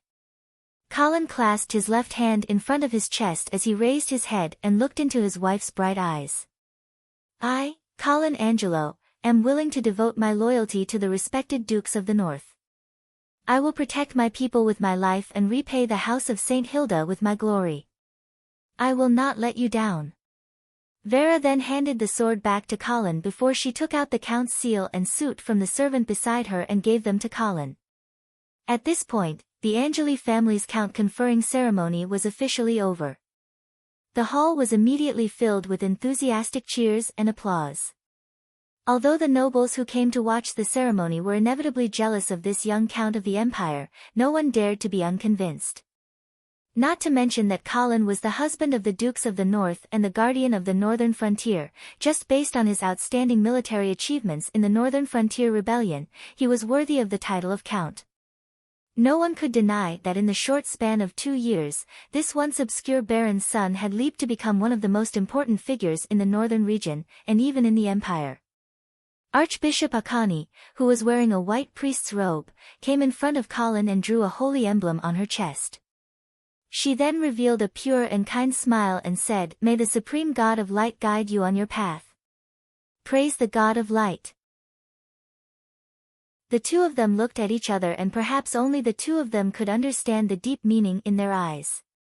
After that, the nobles who came to watch the ceremony came forward to congratulate the new count. When it was Knight Cambanin's turn, Colin suddenly asked in a low voice, Knight Cambanin, the Duke has appointed Knight Fermi as the new commander of the Golden Lion Legion. You should know about this, right? Cambanin lowered his head and said in a muffled voice, Yes, the Duke has mentioned this to me before. Then you should also understand that this is not the Duke's intention. I understand. This is the will of the royal family. The Duke does not need to feel embarrassed. I can understand. No. Colin reached out and pressed on Knight Cambanin's shoulder as he said in a deep voice, You are the one that the Duke and I truly trust. Although Knight Fermi is going to be the commander of the Golden Lion Legion, it does not mean that the Duke is relieved to hand over this important army to him. Cambanin's eyes suddenly lit up. He looked up at Colin and asked respectfully, My lord, what would you like me to do? Colin smiled faintly, taking advantage of this opportunity to appoint a new Legion commander. His lordship is preparing to make a big adjustment to the officers of the Golden Lion Legion. As for how to make this adjustment, I hope you can give his lordship some suggestions. Cambonen's heart skipped a beat as he immediately understood Colin's meaning. This was clearly an opportunity for him to place his own trusted aides in the Golden Lion Legion. This way, even if Knight Fermi became the commander of the Golden Lion Legion, he would only be a commander without an army. As long as all the middle and lower-ranking officers were Knight Cambonen's men, he would be the true commander of the Golden Lion Legion. After understanding this, the haze on Cambonen's face immediately disappeared. He excitedly lowered his voice and said, "Thank you, my lord, for your trust. I will draft a list for you." Colin smiled in relief and patted Knight Cambonen's shoulder again. Knight Cambonen bowed respectfully and retreated. Chapter 349. Winter City. As the most famous tavern in the east of the city, the Butter Tavern declined a large number of patrons today. Why can't we let him in when he can? At the entrance of the tavern, a young drunkard who was stopped by the waiter pointed at the guest who had just been ushered in and questioned. The waiter politely explained, "I'm really sorry, but that gentleman has an invitation." "So, your tavern is booked today?" "Yes." The drunkards immediately clamored to vent their dissatisfaction, but no one dared to rush in. As regular customers of the Butter Tavern, they all knew that the tavern had a deep background. It was said that the owner of the tavern had a close relationship with the noble in the castle at the top of the mountain. In this way, who would dare to cause trouble here? Did they not want to survive in the northern frontier? When the drunkards dispersed, the tavern welcomed two dark-skinned guests. The two of them looked similar and were obviously brothers. Moreover, this kind of dark skin showed that the two of them had been running around for a long time. Coupled with the unconcealable rich but vulgar temperament, the waiter basically judged that the two of them should be traveling merchants all year round and were most likely tonight's guests. Sure enough, one of them took out an invitation and handed it to the waiter. The waiter glanced at it and immediately respectfully opened the door. "Welcome, Mr. Oliver, Mr. Olma." The Oliver brothers immediately walked into the tavern. There were already hundreds of guests gathered inside. Looking around, Oliver found that they were all familiar faces. "Mr. Oliver." Before the two of them could familiarize themselves with the environment, a bunch of people rushed up to greet them. Oliver seemed to have expected such a scene. He immediately put on airs and put on a reserved smile to deal with the people who came forward. Oliver was actually not the organizer of this northern frontier merchant gathering, and the Tulip Chamber of Commerce was not the most powerful force in the northern frontier. Especially after the Oman family suffered a great change, the merchants who knew the ins and outs of the Tulip Chamber of Commerce were no longer optimistic about it. However, this situation suddenly took a 180-degree turn recently. The reason was simple. The merchants discovered that the unknown new president of the Tulip Chamber of Commerce, Mr. Oliver, was actually familiar with Count Angeli. In fact, there were rumors that Oliver and Count Angeli were close for a long time.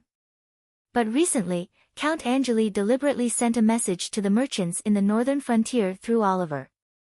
Only then did everyone finally believe the rumors were true. As a result, Oliver and the Tulip Chamber of Commerce rose overnight. "Mr. Oliver, is the House of St. Hilda really planning to borrow money? How much are you going to borrow?"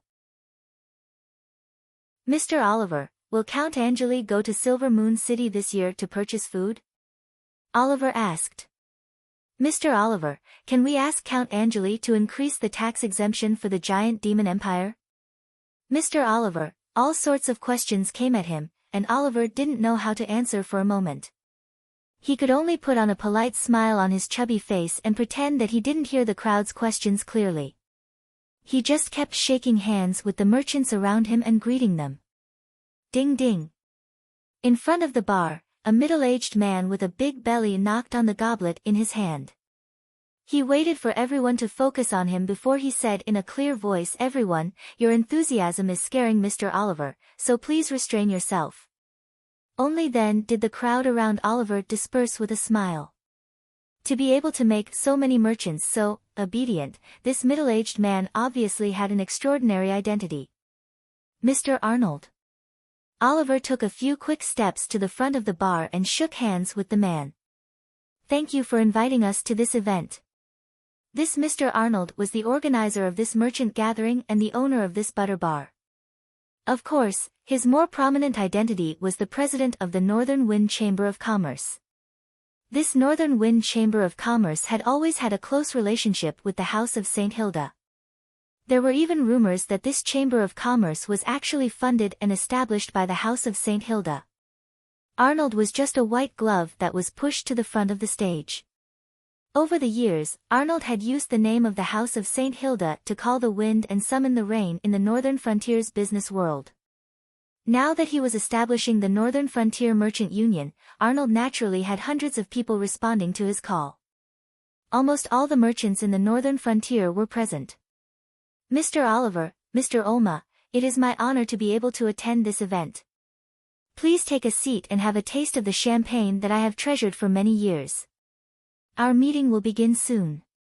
The Oliver brothers smiled and agreed. They were then led to a round table near the front and sat down. After Arnold's interruption, the merchants came to their senses. This meeting was mainly to discuss the establishment of the Northern Frontier Merchant Union and not the lone gathering of the House of St. Hilda. Thus, they could only suppress the passion in their hearts and stop pestering Oliver. They were prepared to ask him in detail later. After waiting for a while, the door to the bar opened again. A young knight wearing armor and a long sword at his waist walked in. This time, the bar, which had finally quieted down, was once again bustling with noise. The merchants whispered to each other, wondering why a knight would participate in this merchant gathering. However, there were some who recognized the identity of this knight and could not help but turn their gazes to Arnold. At this moment, Arnold quickly stepped forward and personally welcomed the young knight to the stage. At the same time, he spoke to the merchants in a clear voice. "Everyone, please allow me to introduce you. This is the eldest grandson of Senator Seabass of the Senate, Knight Weber St. Hilda." Asterisk clap clap clap. Asterisk warm applause sounded from below the stage. The merchants were excited. The appearance of Knight Weber had confirmed a fact for them: Arnold was indeed closely related to the House of St. Hilda. It seemed that the establishment of the Northern Frontier Merchant Union was the will of the House of St. Hilda. Only the Oliver brothers had strange expressions. They whispered to each other below the stage, occasionally looking in the direction of the bar's entrance. Knight Weber had a reserved smile on his face as he nodded to the merchants below the stage. Actually, he was not willing to come here. This was because when he left Imperial Dragon City, his grandfather Seabass had warned him that he had to keep a low profile in the Northern Frontier and not do anything that could anger Colin. He also did not want to be too close with the Northern Wind Merchant Union. However, the young and hot-blooded Wilbur had never been so submissive before. In addition, the Northern Wind Chamber of Commerce was giving him money and women. Wilbur, who had been sullen for a long time, once again experienced the joy of being a playboy. Thus, he agreed to Arnold's invitation while drunk. In his opinion, participating in a merchants' meeting was just a small matter. It should not attract Colin's attention. Arnold looked at the expressions of the merchants below the stage and felt proud. This time, he had done everything possible to invite Knight Weber to the meeting. He wanted to create an impression in the minds of the merchants of the Northern Frontier that the House of St. Hilda was behind the Northern Wind Merchant Union. It was because of the banner of the House of St. Hilda that Arnold was able to make a name for himself in the Northern Frontier. However, the recent changes in the Northern Frontier were too much for him to take in. Furthermore, the newly risen Count Angeli did not seem to be friendly to the merchants. This was why Arnold had the idea of establishing the Northern Frontier Merchant Union. He wanted to use this opportunity to integrate the merchants of the Northern Frontier to deal with the changes in the situation. Just as Arnold was in high spirits and was about to give a speech, the door of the tavern opened again. Arnold frowned. He thought that it was that ignorant merchant who was late. He was about to scold him, but when he saw the handsome face of the person who walked in, he was stunned. Knight Weber, who was already seated, immediately stood up. He wiped the beer foam from the corner of his mouth and clasped his left hand on his chest. He stuttered as he saluted the person who came in. Count Angeli. Colin walked into the meeting hall with large strides. He laughed as he walked. Why didn't anyone inform me of such a lively meeting? Chapter 350. Earl. Arnold carefully bowed and greeted him. He suddenly had a bad premonition. Colin came in front of Knight Weber and patted him on the shoulder with a smile, saying, Knight Weber, I didn't expect you to have so many merchant friends in the northern frontier. Actually, I was only invited by Mr. Arnold to attend the gathering. I don't know anyone else. Knight Weber replied with a stiff expression. He suddenly realized that he had been used by Arnold. Moreover, he had underestimated the importance Colin placed on this gathering of merchants in the northern frontier. After coming to the northern frontier, Knight Weber increasingly felt the power of Colin's influence. This place was not like Imperial Dragon City. It was completely Colin's home ground. Governor Seabass's warning appeared once again. Knight Weber finally made up his mind to withdraw from this quagmire. Earl, I just remembered that there is an urgent matter that needs to be dealt with. So, please allow me to take my leave. Colin looked at Knight Weber with a smile.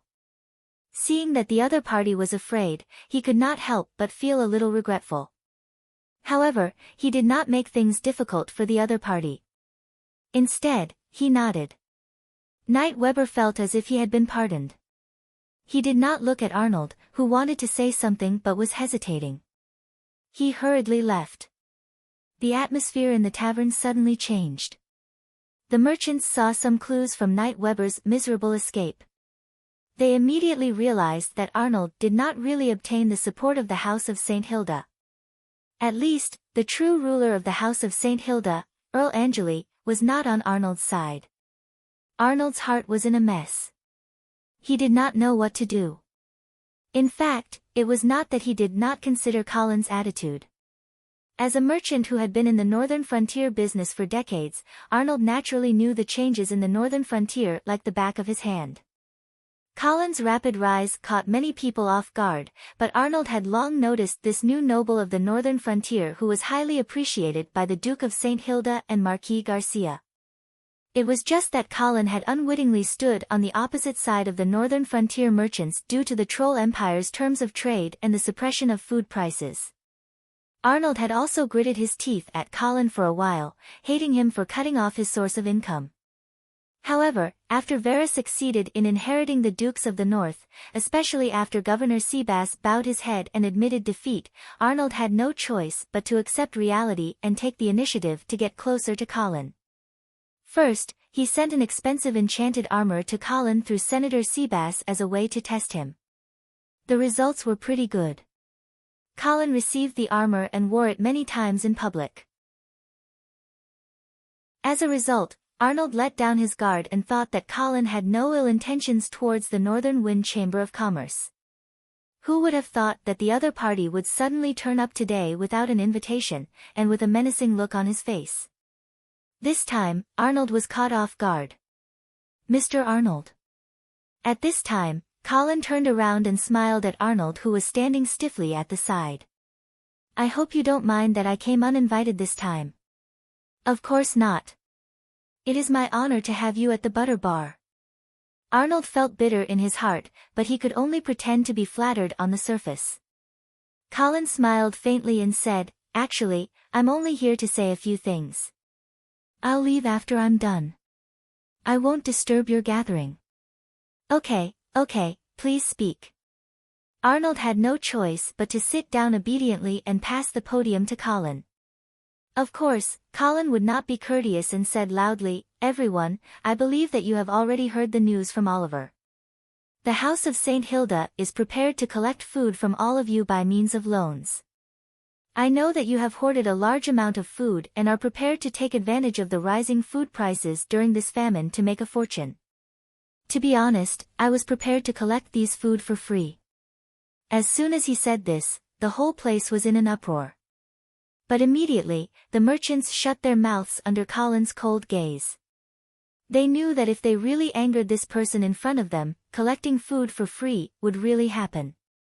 After all, the entire northern frontier was in the hands of Colin and his wife. Even the various lords did not dare to make a sound. What could these merchants without an army dare to do? Colin took in the reactions of the crowd and did not pay much attention to these merchants who were angry but did not dare to speak up. He said this because he wanted to lower the expectations of the merchants so that the following measures would not cause too much of a backlash. However, the benevolent Duke is compassionate and is not willing to take such extreme measures. Colin pushed Vera to be the good guy while he played the role of the bad guy. Sure enough, the merchants immediately praised the Dukes of the North. Colin stretched out his hand and gestured for the crowd to quiet down. He then continued, "However, don't think that you can use this method to make money. I can tell you frankly that in a few days' time, I will personally go to Silvermoon City to purchase food. At that time, a large amount of food will enter the northern frontier market just like last year. Even if the price of food wants to rise, it will not be able to. Also, don't think about going to the half-elf kingdom to purchase food and hoarding it because I have already reached an agreement with Queen Aisha. The half-elf kingdom will only sell food to the House of St. Hilda." The merchants looked at each other and their hearts were beating fast. However, they still believed in Colin's words. After all, the half-elf kingdom's food last year was all bought by Colin alone, and Queen Aisha had even sent the Silvermoon Guard to help Colin guard Ice Stone City. Therefore, there was no need to doubt Colin's control over the half-elf kingdom. Colin looked at the anxious merchants and his tone softened a little. "Therefore, if you don't want the food in your hands to rot in the warehouse, then you should take this opportunity. This time, the House of St. Hilda will be publicly collecting food. Everyone who is willing to lend their food to the House of St. Hilda will receive a bond of equivalent value." Colin clapped his hands as he spoke. Then, a group of attendants filed in and distributed the bond samples that they had prepared. Arnold also received one and discovered that this so-called bond was made of an unknown material. It was a bit like papyrus, but thinner, whiter, and smoother. The value of the bond was written on the paper. It ranged from £1, £5, £10, to £1,000. Moreover, it also stated that the maturity of the bond was 3 years later and that there would be an interest of 8% per year. Actually, this was a bond that Colin had designed based on the paper money on Earth to be used as a shadow currency. Colin waited for everyone to receive the bond samples before emphasizing, "Anyone, take note, anyone who comes to Lion's Roar Fort with these bonds on the due date can exchange them for food of the same value. Of course, there will also be interest during this period." The merchants held these bonds and began to whisper to each other and discuss. Paper money had yet to appear in this world, so when the merchants looked at these bonds of various denominations, they did not think of the real use of these things. Right now, they were only attracted by the interest of the 8% per year and felt that this was indeed a good deal. If the price of food in the northern frontier continued to rise, the merchants would naturally not be willing to lend their food to the House of St. Hilda. However, Colin had clearly expressed his determination to stabilize the price of food, so the merchants naturally began to calculate the gains and losses. Rather than betting that the House of St. Hilda would not be able to control the price of food, it was better to use the food to exchange for these bonds. At least this was a business that was guaranteed to be profitable. If they continued to hold on to their food and go against the House of St. Hilda, they would definitely offend this murderous Count Angeli in front of them. They were also clear that this young count did not rely on marrying the Dukes of the North to obtain his title. He had truly killed his way through the ranks. It could be said that his road to becoming a count was paved with blood and corpses. Count Angeli, please rest assured. Our Northern Wind Merchant Association will definitely take out all of our food and exchange it for these bonds. Arnold was the first to express his stance. This fellow was now only thinking of how to curry favor with Colin, not to mention that this business would not cause him to suffer a loss. With Arnold taking the lead, the rest of the merchants also began to shout out, expressing their willingness to lend their food to the House of St. Hilda. Colin nodded with satisfaction. In fact, he was also clear that although there was profit to be made, it was impossible for these merchants to really take out all of their food. It was estimated that many of them wanted to take out a portion of their food and wait for the situation to develop before considering whether they should continue to use their food to exchange for bonds. However, Colin was not in a hurry. The establishment of a bond's credibility also required a process. He believed that after the first batch of bonds matured and was successfully exchanged, the merchants would believe and recognize the value of these bonds. Finally, they would equate the bonds with food. At that time, Scholar Sonny's new farming and animal husbandry system would gradually be rolled out. The market's demand for currency would also increase, and Colin could also take the opportunity to announce that bonds could be used to pay taxes. This way, the bonds would truly have the function of currency.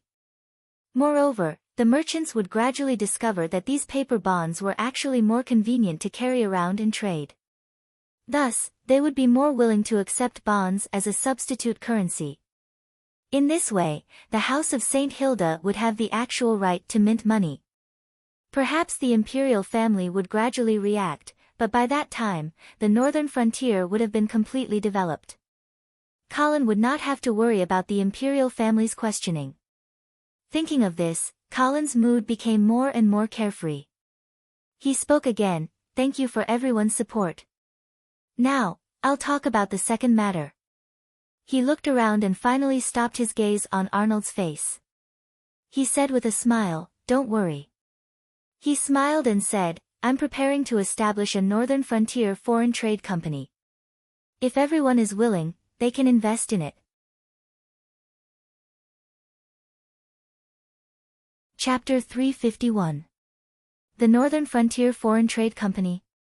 Hearing such a new term coming out of Colin's mouth, the merchants were confused and looked at each other in dismay.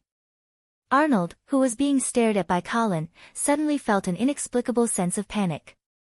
"Weren't you complaining that the preferential tax policy I agreed on with the Troll Empire wasn't extended to the entire northern frontier?"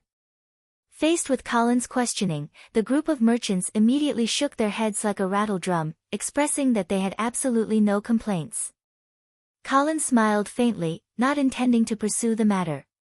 He continued, "Thus, I intend to establish a foreign trade company that will be in charge of the northern frontier's foreign trade. From now on, apart from this company, no individual or merchant group on the northern frontier will be allowed to engage in foreign trade."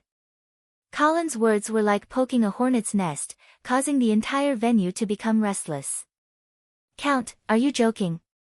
Count, you can't do this. Count, you'll ruin the business world of the northern frontier." At this moment, the merchants no longer cared about the difference in status and all expressed their opposition to this proposal. After all, the profits from foreign trade were plentiful, so how could the merchants give it up? For these benefits, they would be willing to go to the gallows, let alone resist Colin. Colin calmly extended his hands and gestured for the merchants to calm down. After the crowd calmed down, Colin continued, "Don't get agitated. I'm not trying to cut off everyone's source of income, but I want to unify everyone's strength and develop the northern frontier's foreign trade better. I don't want to monopolize this trading company, but everyone can invest in it. At the end of each year, the company will distribute the profits according to everyone's investment." This was actually a joint stock company, but it was still something new in this world. When the merchants heard that they could at least get a share of the profits from foreign trade, they no longer objected and began to ask Colin a few details. Colin patiently gave answers. "Count, may I ask who will be in charge of this company?" "The company will belong to the House of St. Hilda, of course." His lordship will appoint a management team to manage the company. In addition, every investor would become a director of the company, and all the directors would form a board of directors. You can think of this board of directors as an institution similar to the Senate. According to the proportion of investment, each director has different speaking rights. The board of directors can't interfere with the company's daily operations, but some of the company's major decisions, such as the changes to the core members of the company's management team, the implementation of large-scale transactions, accounting audits, and so on, have to go through the board of directors. Colin was prepared to firmly control the company's personnel and management rights, but some other rights, such as supervision and suggestion rights, could be distributed to the businessmen who invested. This was necessary. Otherwise, no businessmen would be willing to hand over their money to an organization that was completely out of their control. This otherworld East India Company, that Colin had high hopes for, would never be able to grow. That's right. In fact, the Northern Frontier Foreign Trade Company that Colin set up was based on the East India Company on Earth. The wonderful use of this company would gradually manifest itself in the future. In the future, all of your goods will be sold to the Northern Frontier Foreign Trade Company, and the company will sell them overseas. If you want to buy goods overseas, you can also place an order with the company, and the company will purchase them overseas. This way, the Northern Frontier business will be a whole when it comes to external trade. We will advance and retreat together, and have a greater bargaining power when it comes to external trade. Don't you think so? After hearing this, the businessmen's faces were filled with yearning.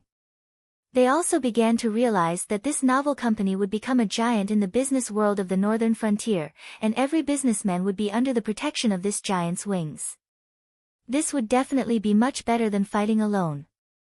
Colin looked at the change in the expressions of the people and felt proud. In fact, the main reason he set up this company was to control this company and complete the integration and control of the business world of the Northern Frontier. For the Northern Frontier Businessmen's Association that Arnold wanted to set up, this was actually a plan to remove the firewood from under the cauldron. Arnold seemed to have understood this point, and at this moment, his face became abnormally pale. He knew that there was no need to set up the Northern Frontier Businessmen's Association that he had been planning for a long time. Even if it was set up, it would only be an empty shell. In the foreseeable future, the one that would truly control the Northern Frontier business world would definitely be this Northern Frontier Foreign Trade Company. Arnold suddenly felt disheartened. He did not understand how such a young noble like Colin could have such plans and methods. In front of him, he was just a clown jumping around randomly. Mr. Arnold. Colin suddenly called out Arnold's name. Yes, Count Arnold. Arnold quivered and quickly stood up. What do you think of this foreign trade company? What can I do? Can I say no? Arnold roared in his heart, but on the surface, he had a shocked expression and praised exaggeratedly, Count Arnold, I think this is really a genius creation. As long as you don't object, our Northern Wind Chamber of Commerce is willing to invest 1.8 million gold coins to join the Northern Frontier Foreign Trade Company. Colin raised his eyebrows and praised Arnold's decisiveness. This was a smart person who understood the situation. Knowing that he could not resist, he decisively joined. And once he made up his mind, it was a huge investment. The merchants attending the meeting were also shocked by Arnold's straightforwardness. The merchants who were still doubtful immediately expressed their willingness to invest in the meeting, as if they were afraid that they would lose this once-in-a-lifetime opportunity if they were a step too slow. Actually, it was obvious that this new company was about to monopolize all foreign trade in the Northern Frontier. If any merchant did not join, they would gradually be marginalized by the Northern Frontier business world. Very good. Everyone's enthusiasm has amazed me. I believe that this Northern Frontier Foreign Trade Company that is about to be established will definitely be a great success. Colin clapped his hands and smiled at Arnold. Okay, that's all I wanted to say. Sorry for disturbing your gathering. I'll take my leave now. You can continue. After saying that, Colin strode out without the slightest hesitation. But on the way, he gave the Oliver brothers a look.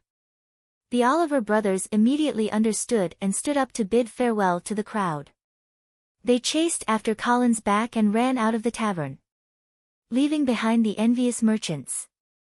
They were all very clear that the Oliver brothers would definitely hold an important position in the Northern Frontier Foreign Trade Company.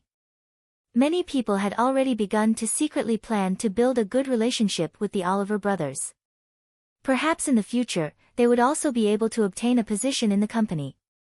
Arnold looked at the absent-minded merchants and suddenly felt dispirited. He stood foolishly in front of the stage, but no one looked at him.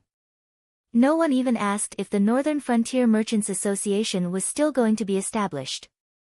Arnold drank all the red wine in his cup and sighed. He lowered his head and no one knew what he was thinking.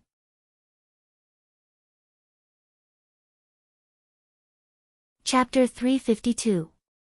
Under the bright moonlight, Colin left the Butter Tavern and returned to the Lion's Roar Castle. Oliver and his brother followed closely behind and entered the castle's study. The three of them took their seats, and the maid quietly served them drinks and desserts before leaving quietly. Colin took a sip of his coffee and smiled at the two slightly reserved men. "Now do you know why I'm looking for you?" Oliver quickly straightened his back, suppressed the excitement in his heart, and nodded. "Yes, Sir Count, I can roughly guess." Colin looked into Oliver's eyes and said in a deep voice, "Originally, I wanted to force you to be the president of the Northern Frontier Merchants Association, but later on, I came up with a better plan. Therefore, I'll leave that association to Oliver. As for you, after the Northern Frontier Foreign Trade Company is officially established, His Lordship will appoint you as the company's general manager and be in charge of the company's daily operations." Although he had already guessed it in his heart, Oliver was so excited that he almost could not control himself after hearing Colin's confirmation. He patted his chest loudly and expressed his determination to Colin. "Thank you, Sir Count, for your trust. I will definitely do my best to manage this company for you and the House of St. Hilda." Colin nodded with satisfaction and continued, "I have already discussed with Count Oman. The Tulip Chamber of Commerce will be incorporated into the new company, and all the assets of the Chamber of Commerce will be converted into company shares. This way, you will also have a seat on the board of directors." "Yes." Oliver nodded. He naturally had no objections to such an arrangement. Although he was the president of the Tulip Chamber of Commerce, the Chamber of Commerce was actually an asset of the Oman family. Oliver was just a manager pushed to the front. The Tulip Chamber of Commerce was about to become history, but the Northern Frontier Foreign Trade Company represented a glorious future waiting for him. Oliver naturally had no complaints. "Sir Count, there is a question I don't know if I should ask." After the initial excitement, Oliver carefully asked. Colin seemed to see through Oliver's doubts and asked, "Are you worried about the board of directors?" "Yes." Oliver nodded. "Sir, Arnold has a lot of assets and a high reputation in the Northern Frontier. If he robs a large number of businessmen to invest in our new company, will the board of directors fall under his control?" Colin glanced at Oliver and asked in a questioning tone, "If Arnold can rope in other merchants, can't you do the same? Don't tell me that your prestige isn't as high as Arnold's. With my support, your influence in the Northern Frontier's business world is definitely not lower than Arnold's.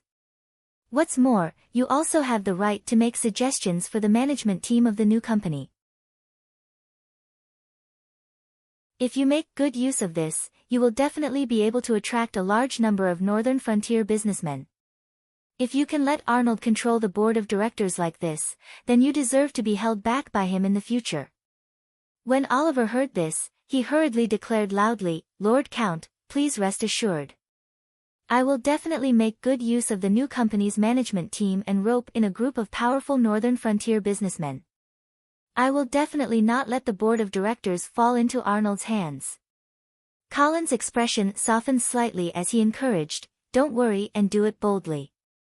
Don't let me down." In fact, even if Oliver's funds were not as good as Arnold's, Colin still had a way to back him up. The House of St. Hilda, the Angeli family, the Schultz family, and the half-elven Royal Miller family could all provide financial support when Colin needed it. Moreover, Colin still had 2 war reparations in his hands. One came from the Troll Empire, and the other came from the Menham family. This was a huge sum of more than 10 million gold coins. No other company could take out so much liquid capital at once. Right now, the Northern Frontier Foreign Trade Company was only in its embryonic form. Although many far-sighted businessmen could see its potential, they were definitely not as confident as Colin. Therefore, the businessmen would definitely not invest too much. Colin was confident enough to control the board of directors. He controlled the company's management team and the board of directors. This way, the Northern Frontier Foreign Trade Company would not be able to escape from Colin's hands. With this as a starting point, Colin would be able to integrate and control the Northern Frontier business community. He could even use it as a special weapon for external expansion. That's right, Colin was prepared to teach the people of this world a lesson. He wanted them to know that war was not only a form of military invasion, but also an economic invasion. It was harder to detect, but its destructive power was definitely not inferior to a military invasion. After explaining to Oliver, Colin turned to look at Olma, who was sitting at the side. Olma saw Colin's gaze and hurriedly revealed a flattering smile. Colin also had arrangements for Oliver's brother. He smiled and said, "Mr. Olma, I'm going to set up a charity foundation. I wonder if you're willing to help me manage it." Olma originally thought that he could take advantage of his younger brother and become an executive of the Northern Frontier Foreign Trade Company. However, he did not expect Colin to have other arrangements for him. However, Olma was confused as to what this charity foundation was. Although he did not understand, Olma definitely would not reject Colin's request. He immediately replied loudly, "Of course. Your Excellency, I'm willing to serve you with any requests." Colin nodded in satisfaction. He seemed to have thought of something, and his gaze became extremely deep. "Very good. This charity foundation is not a profit-driven organization, but its importance is no less than that of the Northern Frontier Foreign Trade Company." Olma perked up and immediately asked, "Your Excellency, what is the main purpose of this charity foundation?" There have been many wars in the Northern Frontier in the past 2 years, creating a large number of people who need help. For example, farmers who have lost their fields, disabled veterans, elderly people who have no one to take care of them, homeless children, and so on. The Church of Glory's help alone is not enough for these people. That's why I want to set up this charity foundation to help these poor civilians. Your Excellency, your benevolence is more dazzling than the sun. Olma praised loudly before carefully asking, "However, how should we settle the source of funds for the charity foundation?" The foundation accepts donations from anyone. Nobles, merchants, and even rich farmers can contribute to this. However, these donations alone are not enough. Therefore, the foundation needs to issue a welfare lottery. Welfare lottery? Olma repeated this new term and waited for Colin's explanation. That's right. Colin picked up a piece of paper from the desk and handed it to Olma. At the same time, he explained, "This is the template for the welfare lottery. It's made of special paper and cannot be counterfeited. There's a string of numbers written on it, and the price is 10 copper coins." Colin gave a general explanation of the distribution method of the lottery. The 2 brothers, who had been in the business world for many years, immediately realized the business opportunity. Olma's eyes lit up as he praised, "Your Excellency. This is really a genius idea. I'm sure that the welfare lottery will definitely be popular in the Northern Frontier and raise a lot of money for the charity foundation." Colin smiled faintly and accepted Olma's flattery. However, he believed that the 2 brothers in front of him would not understand the true meaning behind his charity foundation. His move was actually targeted at the Church of Glory. Why did the church have such great appeal among the people? The quota to be baptized as a knight was too precious and had nothing to do with the civilians. On the other hand, the promise of entering the kingdom of heaven after death was too illusory and intangible. As for the protection of God, there had not been any miracles in this world for thousands of years. The reason why the Church of Glory could have such great influence among the people, other than providing spiritual sustenance for the civilians, there was another very important reason: charity. The tithes, collected by the Church, other than to maintain the normal operations of the organization, were mostly used to relieve the civilians at the bottom. To the civilians, this was a real benefit and the most important reason why they believed in the God of Glory. In Colin's view, this was actually a welfare system. However, this welfare system was actually controlled by the Church. It was no wonder that the Lord's prestige among the people at the bottom could not compete with the Church. In order to support this welfare system, a large amount of money would definitely be needed. With the current situation in the northern frontier, if he rashly increased taxes, the people would definitely be angry. Of course, Colin would not be so unwise. Therefore, he thought of using the lottery to accumulate wealth. Of course, the lottery was also a kind of tax, an IQ tax. This time, when he set up the charity foundation, Colin started from the foundation of the church and snatched the support of the people at the bottom. If the royal family wanted to limit the power of the church when it came to fighting against the church, then Ajani and Mr. Kong were bent on destroying the source of the church's faith from top to bottom by starting with, "God is dead." Then, Colin was prepared to start with charity and gradually corrode the foundation of the church. In fact, Colin did not dislike the existence of the church. He recognized the God of Glory's protection of the human race and felt that the people did indeed need a spiritual sustenance. However, he could not tolerate the clergy using the name of the God of Glory for personal gain, and he could not tolerate the Pope's idea of using Vera. Since he would have to face the church sooner or later, Colin wanted to prepare early. Moreover, building a welfare system that he could control was actually part of Colin's plan to centralize power. Yes, centralize power. In Colin's opinion, the current feudal system in the Empire of Light was actually very inefficient and had a great risk of internal friction. It was far more convenient to rule than a centralized system. Of course, there were still many things that needed to be done in order to establish a centralized ruling system.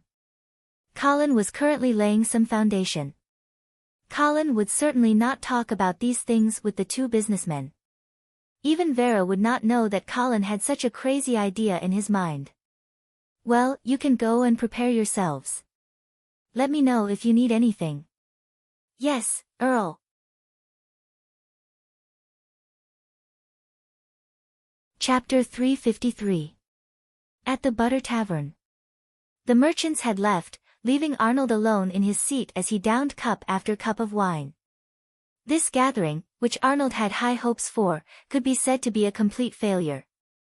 Although he had successfully established the Northern Region Merchants' Union after Colin's departure and even became its president, Arnold knew very well that his Northern Region Merchants' Union was nothing but a joke, judging from the absent-minded and perfunctory attitude of the merchants.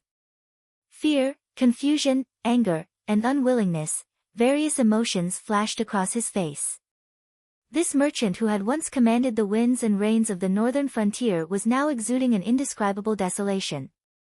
With a creak, the tavern door opened. Arnold squinted his eyes and looked back, only to see Night Webb walk in. "Since you left, why did you come back?" Arnold's tone was full of unconcealable mockery. However, just as he finished speaking, Arnold noticed that there was someone following behind Night Webb. After seeing the person's face, Arnold sobered up and stood up from his seat. He bowed and said, "Earl of Avon, I didn't expect to see you in chilly Winter Castle." The Earl of Avon laughed as he walked in and said, "Why? Am I not welcomed at the northern frontier?" "Of course not. I'm just surprised." Arnold poured a cup of wine for the Earl of Avon and asked, "Are you going to the northern frontier?" The Earl of Avon was attracted by the wine on the table. He didn't answer Arnold's question. Instead, he lifted the wine cup and sniffed it before taking a sip. He closed his eyes and savored the taste for a long time. Finally, he exhaled deeply and praised. "Not bad. The wine of the Winst Manor won't disappoint." Arnold hurriedly flattered, "Lord Earl, you really are someone who understands wine. I still have a lot of treasures in my wine cellar. If you are willing, I would like you to appraise them for me." The Earl of Avon raised his eyebrows, looking very tempted. However, he suppressed the desire in his heart and sat down at the bar counter. "I came to the northern frontier as a private individual, so I hope you won't reveal my whereabouts." Of course, I won't speak carelessly." Arnold's heart stirred as he tried to guess the reason why the Earl of Avon came to Winter Castle. It was no secret in the Radiance Empire that the eastern and northern frontier did not get along. Therefore, Arnold immediately realized that the second son of the Duke of the Eastern region had suddenly met him secretly under the leadership of Knight Wilbur. He was afraid that Wilbur had other motives. However, this was also an opportunity for him. What happened tonight made Arnold understand that Count Angeli was determined to take over the business world of the northern frontier. Unfortunately, the representative of the business world that Count Angeli wanted was not him. This disappointed Arnold and angered him. However, the appearance of the Earl of Avon gave him a glimmer of hope. While he was thinking, the Earl of Avon had already finished the wine in his glass. Arnold hurriedly continued it himself. At the same time, he heard the Earl of Avon say, "I heard that Count Angeli wants to set up a foreign trade company in the northern frontier." "Yes, Lord Earl." "Then, Mr. Arnold, do you intend to invest in this company?" "Of course. Lord Earl, I have to join. Otherwise, it won't be long before my name is no longer heard in the business world of the northern frontier." The Earl of Avon nodded and expressed his understanding, but at the same time, he suggested, "Mr. Arnold, I don't know much about the specific operation of this new company. However, I think you can start from the board of directors that is similar to the Senate." Arnold rolled his eyes and said, "You mean, I can try to control the board of directors?" "Yes. You can give it a try. With your prestige in the business world of the northern frontier, it won't be difficult to win over a group of businessmen and get a certain amount of say in the board of directors." "Thank you for your suggestion. I will try to do it." Arnold thanked him, but he didn't think so in his heart. In his view, this northern frontier foreign trade company was so important. How could Count Angeli let the control of the board of directors fall into someone else's hands? The House of St. Hilda didn't mind if the major businessmen invested in this new company to have a certain amount of shares and share a part of the profits. However, if someone really didn't know what was good for them and tried to snatch the control of the company from the House of St. Hilda, did they really think that those nobles wouldn't kill them? The Earl of Avon seemed to see through Arnold's doubts. He smiled and asked, "Mr. Arnold, are you worried that this will lead to the retaliation of the House of St. Hilda?" Arnold looked at the young face of the Earl of the Eastern region and thought about his current awkward situation and gloomy future. He couldn't help but nodded and said frankly, "Yes." The Earl of Avon laughed and comforted him, "You don't have to worry about this. The northern frontier doesn't belong to Vera and Colin alone." When he heard the Earl of Avon's words, Arnold's heart moved. He eagerly asked, "Earl, please forgive me for being stupid. I can't understand what you mean." However, the Earl of Avon was only focused on drinking and didn't answer Arnold's question. Just as Arnold was getting anxious, Knight Wilbur, who had been silent for a long time, suddenly said, "Mr. Arnold, haven't you heard that young Master Joyce and Princess Judy have been getting along well recently?" "Huh? Young Master Joyce?" Arnold wanted to say that the position of the Dukes of the North had already been decided. Could young Master Joyce still cause any trouble? However, Arnold immediately realized that if young Master Joyce could really marry Princess Judy and get the support of the royal family, then he might really be able to get out of the current awkward situation. Arnold's eyes swept across the faces of Knight Wilbur and the Earl of Avon, and his heart suddenly became excited. If the royal family, Governor Seabass, and the Eastern region all supported Joyce, then even if he couldn't become the Dukes of the North, he would definitely be able to form a force in Coldwinter City that could compete with the Dukes of the North. In that case, wouldn't he be able to seek refuge? Seeing Arnold's eyes gradually brightening, the Earl of Avon smiled faintly and said, "Mr. Arnold, are you confident now?" Arnold suppressed the excitement in his heart and said in a deep voice, "I wonder if you can arrange for me to meet young Master Joyce?" Knight Wilbur nodded reservedly and said, "If the time is right, I will arrange it." The Earl of Avon encouraged again, "Mr. Arnold, if you need financial support, the House of St. Prospero may be able to provide some help." "Thank you very much." Arnold hurriedly thanked him. "But don't be too happy." The Earl of Avon reminded him, "The House of St. Prospero's financial help is definitely limited. After all, it is difficult for me to convince my father to invest a large sum of money in a company in the northern frontier. Moreover, if you suddenly take out a large sum of money of unknown origin, I'm afraid it will arouse Count Angeli's vigilance." "I understand." At this time, Arnold had regained his fighting spirit and said confidently, "Please believe in my appeal in the business circle of the northern region for so many years. How can Oliver, that little brat, beat me?" The Earl of Avon also laughed and said, "Haha. I think so too. Count Angeli has indeed misjudged him." After finishing the main topic, Arnold immediately sent out an invitation, "Count Angeli, do you have time to taste my collection of good wine?" The Earl of Avon's eyes lit up and he nodded repeatedly, "Good. I believe you won't let me down."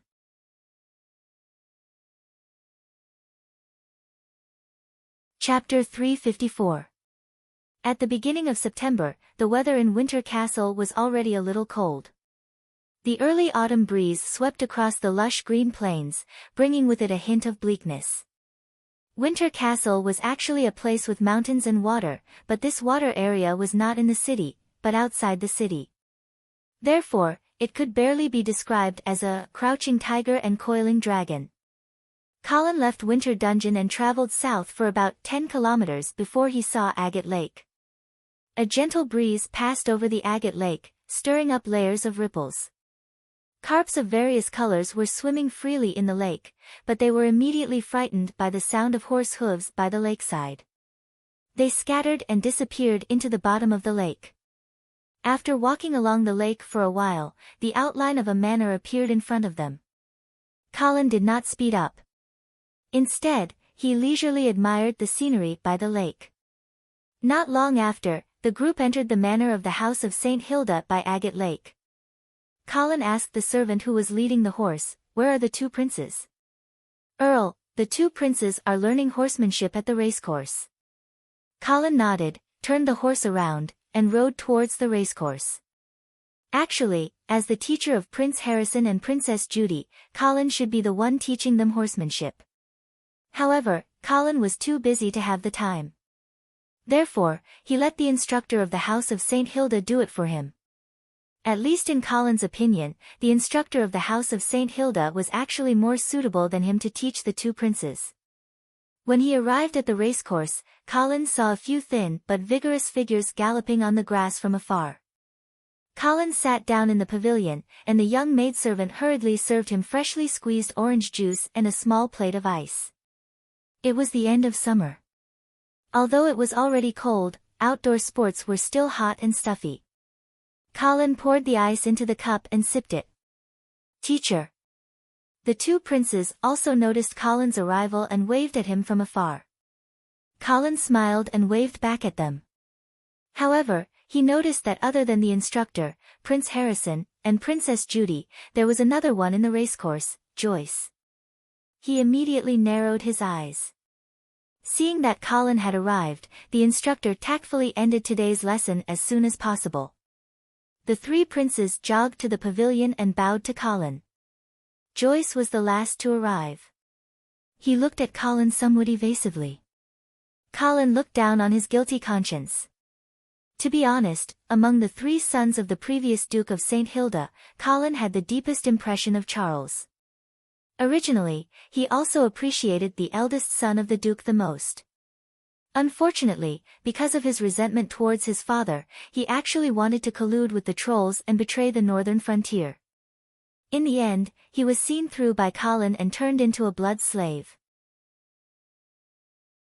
Colin had only met the second son, Adams, once.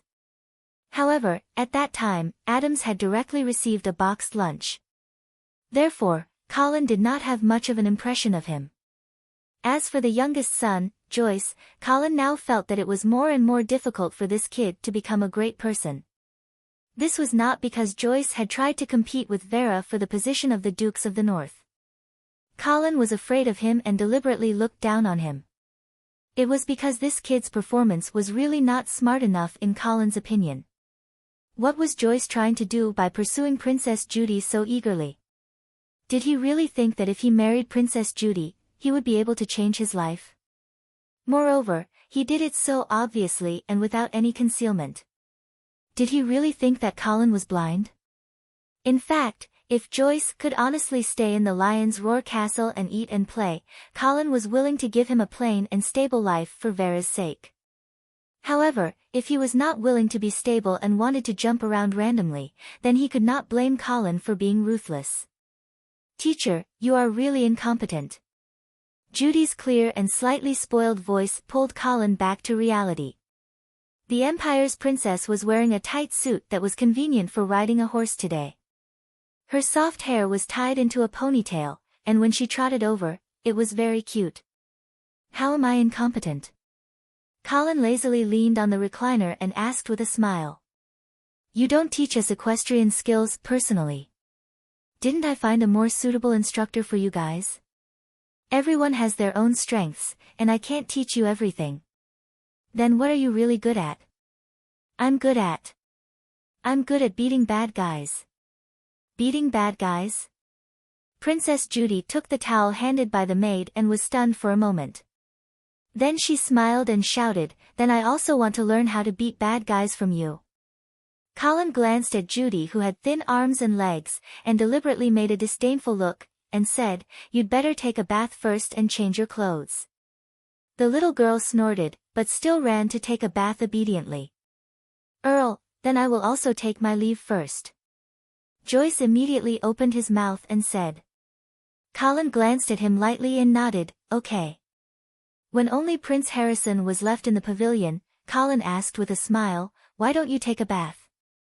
After this period of contact, Prince Harrison could see that Colin was actually not difficult to get along with, so he was not as restrained as he was at the beginning.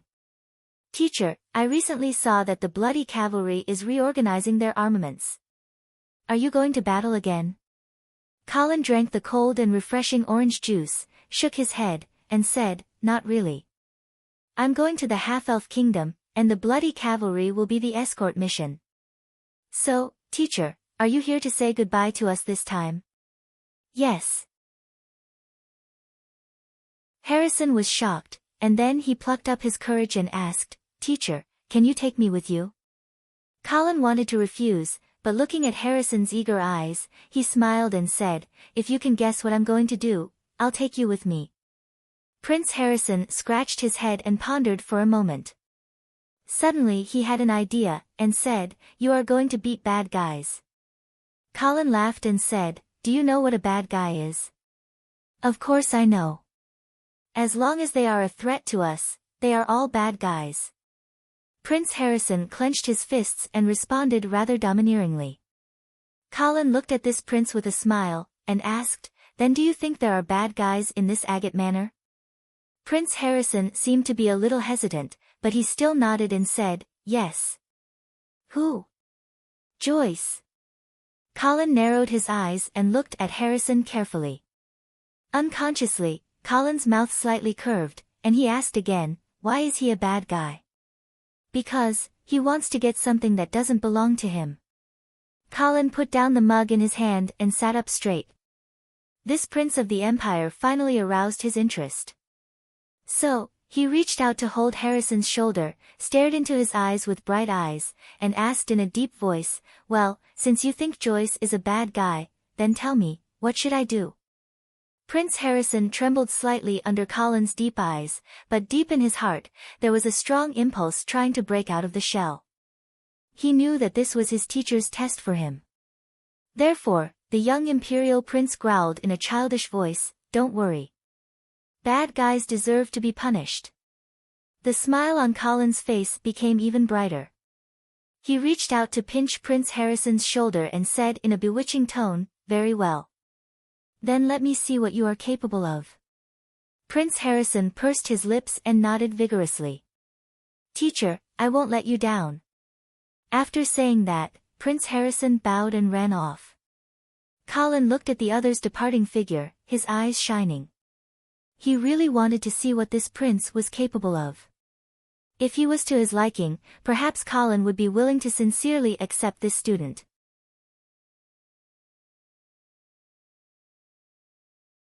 Chapter 355. The tranquil night shrouded the earth, and the chirping of insects embellished this quiet little garden with exuberant vitality. Colin looked at the bright moon in the sky and tasted the flower tea in his hand as he waited quietly. He was waiting for the surprise that Prince Harrison would bring him. He had come to Agate Manor this time for Joyce. Although he had never treated this child as a real threat, Colin was about to leave the northern frontier for a period of time, and he felt uncomfortable leaving such a hidden danger in chilly Winter Castle. Moreover, Colin had received reports from his subordinates that the Earl of Avon of the Eastern region was in chilly Winter Castle. However, he did not reveal his identity and did not visit Lion's Roar Fort. Colin knew that he had come to the northern frontier to look for Prince Rhy. After all, the Earl of Avon was accompanied by the prince's daughter, Shelia.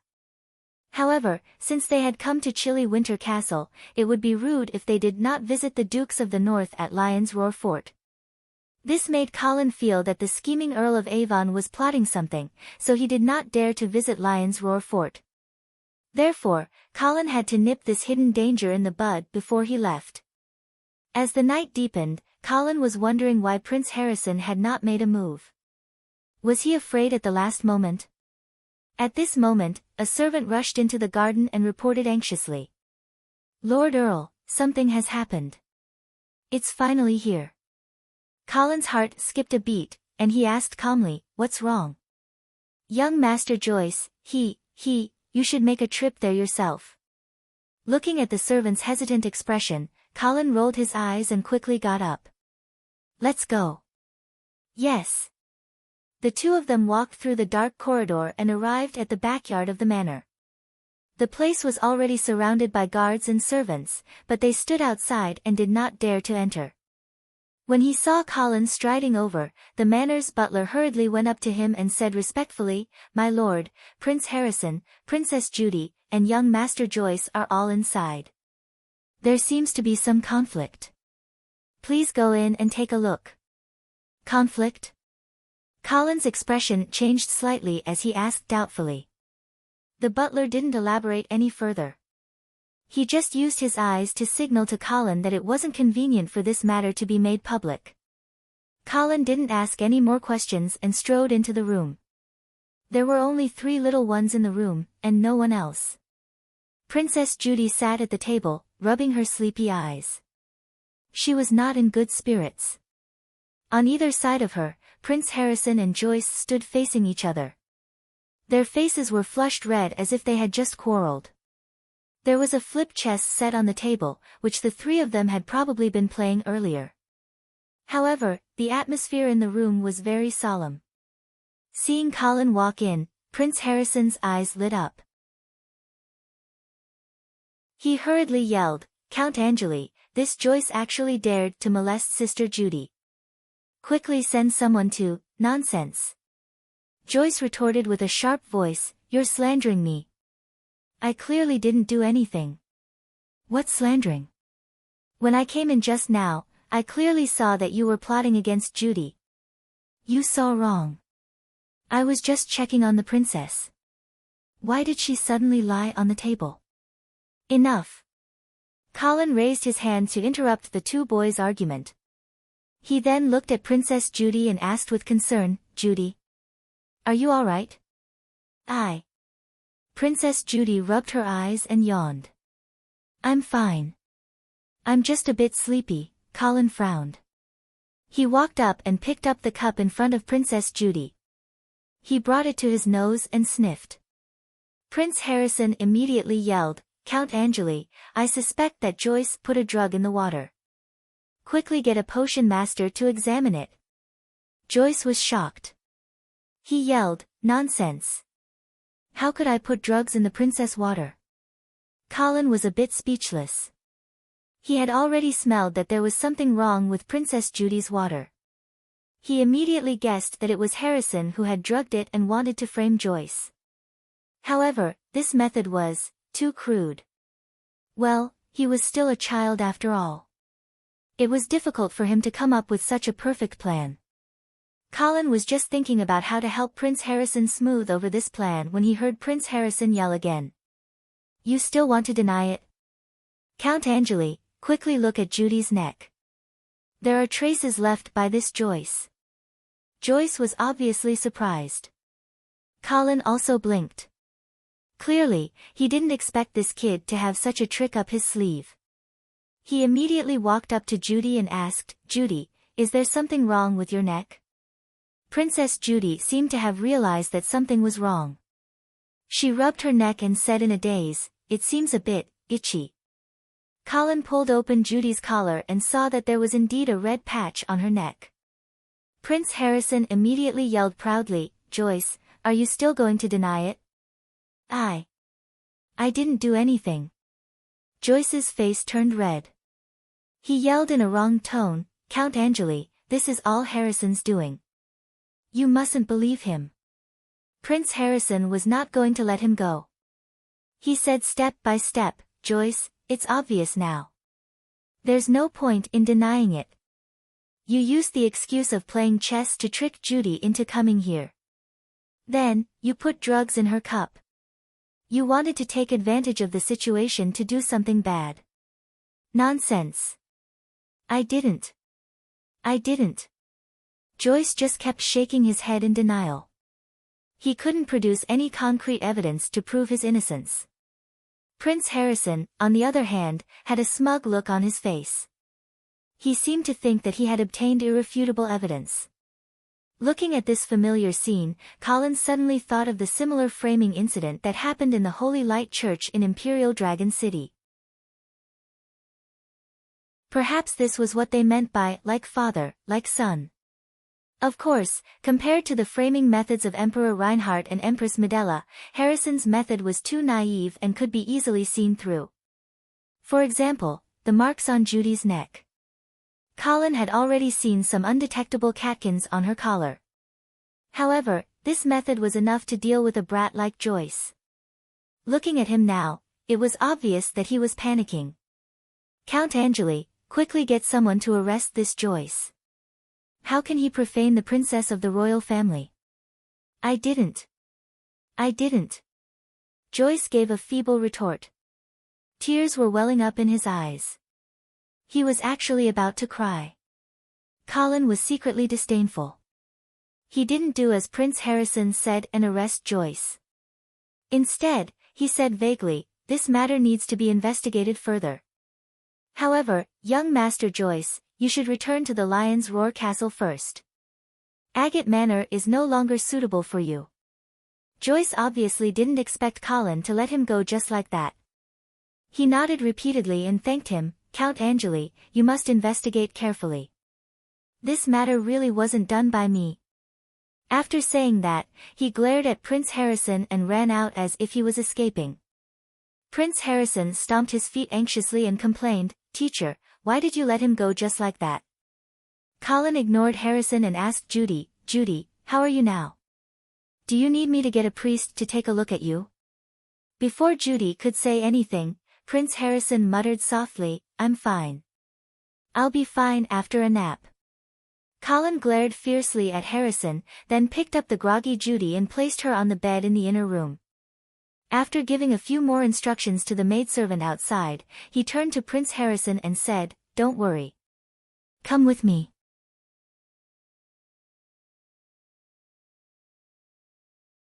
Chapter 356.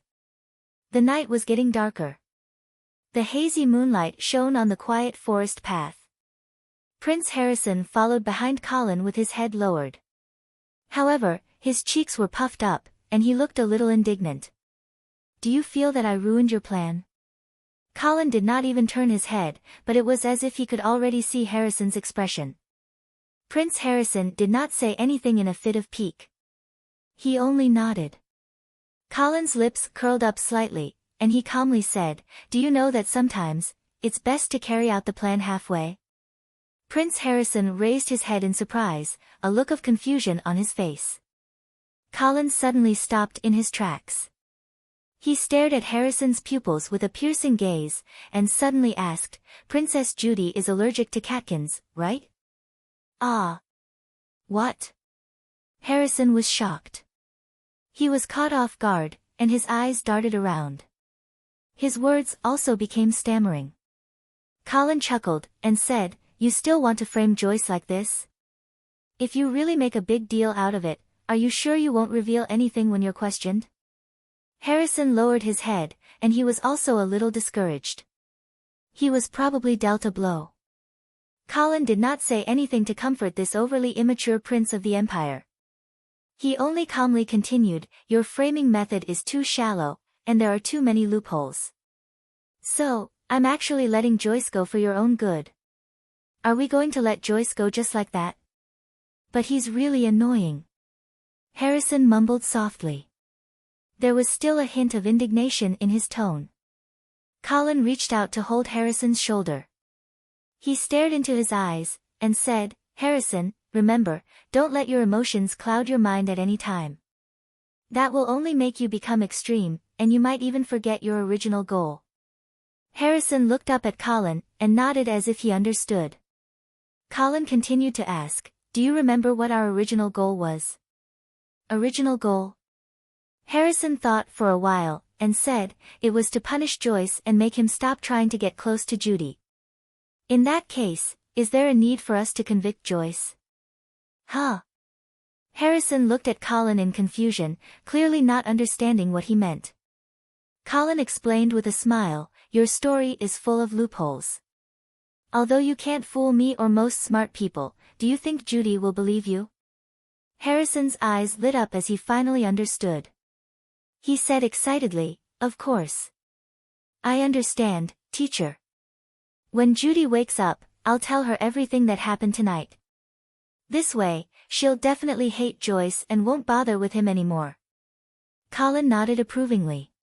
"That's right. To us, Joyce is just a kid that we can easily manipulate. There's no need to ruin our reputation in order to frame him." Harrison finally understood what Colin meant, and immediately thanked him sincerely. "Fortunately, teacher, you stopped me.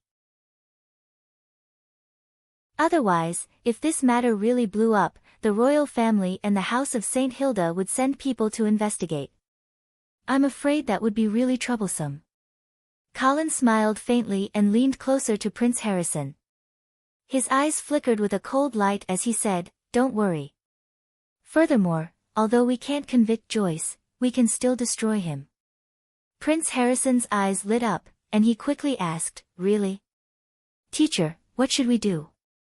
"To destroy a person, you don't have to convict him or destroy him physically. You can also start with his reputation." "Reputation?" "Yes. Tonight's matter will definitely spread among the servants. They don't know what happened, but they must have guessed something. If you pretend to be indignant at this time and deliberately reveal some things. Plus, Joyce left Agate Manor overnight and fled back to Lion's Roar Castle. What do you think those servants will think of Joyce?" Prince Harrison's face flushed with excitement, and he immediately said, "They will definitely think that you deliberately didn't pursue the matter in order to protect the House of St. Hilda's reputation. This way, Joyce won't be convicted, but he will also lose the chance to clear his name. Because you have already let him go, no one will investigate this matter thoroughly, and they won't be able to find the loopholes in the story. Even if Joyce wants to clear his name, he won't be able to do it." Colin nodded with satisfaction. He felt that Harrison's comprehension was not bad. Although he was still a little immature, he already had some qualities that an old silver should have. Perhaps this was hereditary. "You should know what to do next, right?" "I know, teacher." Prince Harrison nodded confidently. "Please don't worry, I won't let you down this time. It won't be long before Joyce's reputation becomes unbearably bad. He won't be able to get close to Judy anymore. Colin nodded with satisfaction and said, "All right, it's very late now. Go back and rest." Prince Harrison didn't leave. Instead, he nervously asked, "Teacher, then, can I go to the half-elven kingdom with you?" Colin smiled and nodded. "All right, I'll bring you along when I go to Silvermoon City." "Thank you, teacher," Harrison shouted excitedly. Then, he bowed and left happily. Looking at Harrison's bouncing back, Colin shook his head with a smile. He was still too immature. All his emotions were written all over his face. Colin didn't have much of a psychological burden to teach his students such dark things. Although Harrison was indeed young, he was destined not to be seen as an innocent child with his status. If Colin only told him Grimm's fairy tales all day long and imparted some righteous, honest, and fair values, that would really be harming him. After all, Harrison was destined not to be able to escape from the politics of deceit. Compared to a simple and happy childhood, he needed these schemes more. Furthermore, looking at his proficiency in framing Joyce, the Emperor and Empress probably didn't teach him that simple. As for Joyce, who was framed, Colin only felt a little guilty. However, if he really wanted to do it, he wouldn't be soft-hearted.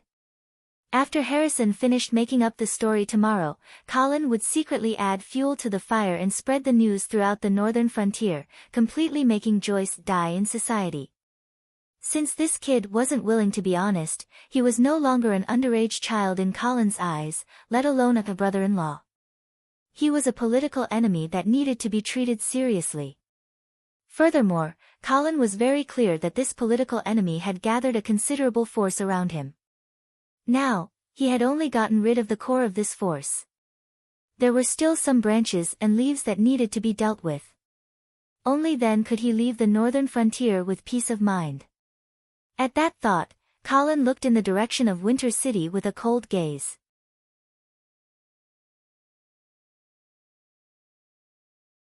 Chapter 357. Winter City.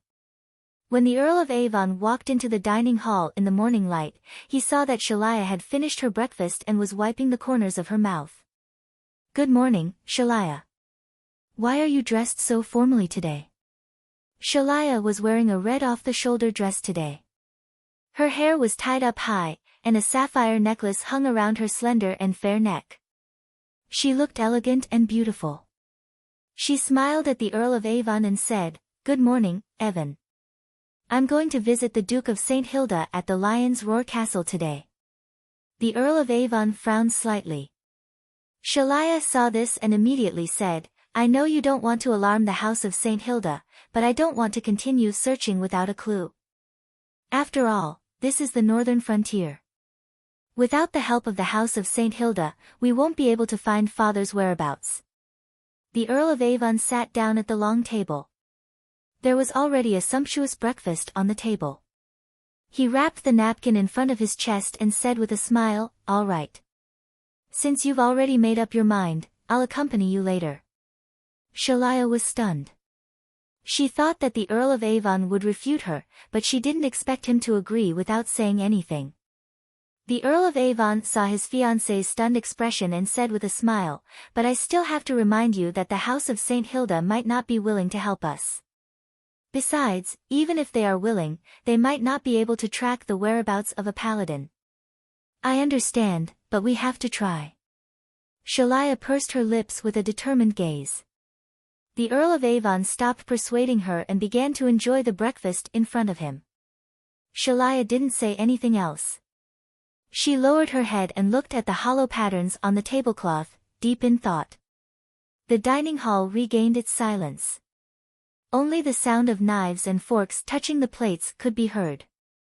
But not long after, this silence was interrupted by a series of footsteps. "My lord, there's a Knight Wilbur outside asking for an audience." The Earl of Avon frowned slightly. He hesitated for a moment, but still nodded to the attendant. "Invite him in and bring him to the living room. I'll be there in a moment." "Yes." Following that, Earl of Avon sped up and quickly finished the beef patty.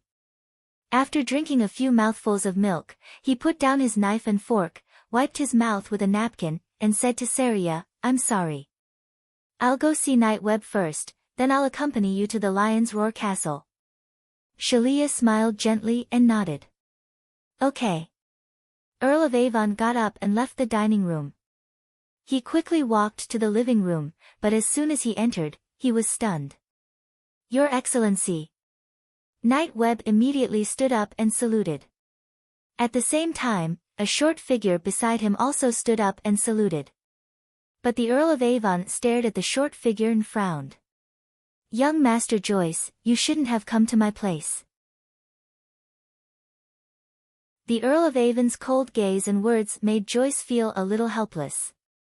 He opened his mouth and said with grievance, "Your Excellency, if I had other ways, I wouldn't have come to you." Nightweb also hurriedly said, "Your Excellency, don't worry. We were very careful when we came out and didn't alert anyone.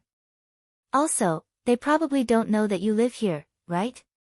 The Earl of Avon sneered and sighed. "This is chilly Winter City. Do you really think that our every move can be hidden from Count Angeli?" But then he waved his hand and said helplessly, "Forget it. Since you're already here, tell me what happened."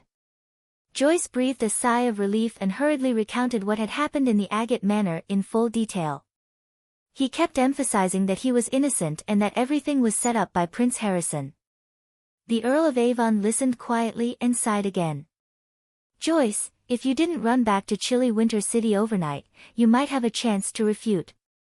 But now, your behavior of running away will only confirm your guilty conscience, and then, wait for your reputation to be ruined." "WH. What? But I didn't do anything at all." "If that's the case, then why did you run?" the Earl of Avon asked coldly. But. Joyce opened his mouth wide and stuttered for a long time, but he couldn't say anything. The Earl of Avon could no longer hide the disappointment in his eyes. He knew that Joyce was now completely useless. Thus, he completely lost the desire to talk to Joyce and turned to leave. Joyce saw this and hurriedly walked a few steps to the Earl of Avon. He pulled his sleeve and begged, "Earl of Avon, you must help me think of a way. Don't worry, as long as I can marry Princess Judy, I will definitely repay your kindness." The Earl of Avon sneered and ignored Joyce, who was still daydreaming. He waved his sleeve and walked away in large strides. Joyce turned his head and looked at Knight Wilbur as if he had lost a loved one. However, Knight Wilbur was helpless at this time. The Earl of Avon's attitude was too firm, and Wilbur knew that no matter how he persuaded, it would be useless. At this time, he couldn't help but be disappointed in the third son of the Duke. "Young Master Joyce, let's go back." Knight Wilbur could only lead the despondent Joyce back to the Lion's Roar Castle. After sending Joyce back to his room, Nightweb was wondering if he should go find Arnold to discuss a plan. However, he saw a group of guards blocking his way. "Knight Wilbur, Earl Angeli invites you in." "Earl Angeli?" Knight Wilbur's heart skipped a beat. "He's back." "Yes, Earl Angeli is waiting for you in the study. Please come in." Knight Wilbur suppressed the anxiety in his heart and entered the study surrounded by the guards. "Please take a seat, Knight Wilbur." Colin seemed to be writing something. When he saw Wilbur enter, he looked up and casually ordered him. Colin's attitude was very friendly, which made Knight Wilbur feel relieved. He sat down on the sofa. After waiting for about 5 minutes, Colin finally finished writing and stood up slowly to Wilbur.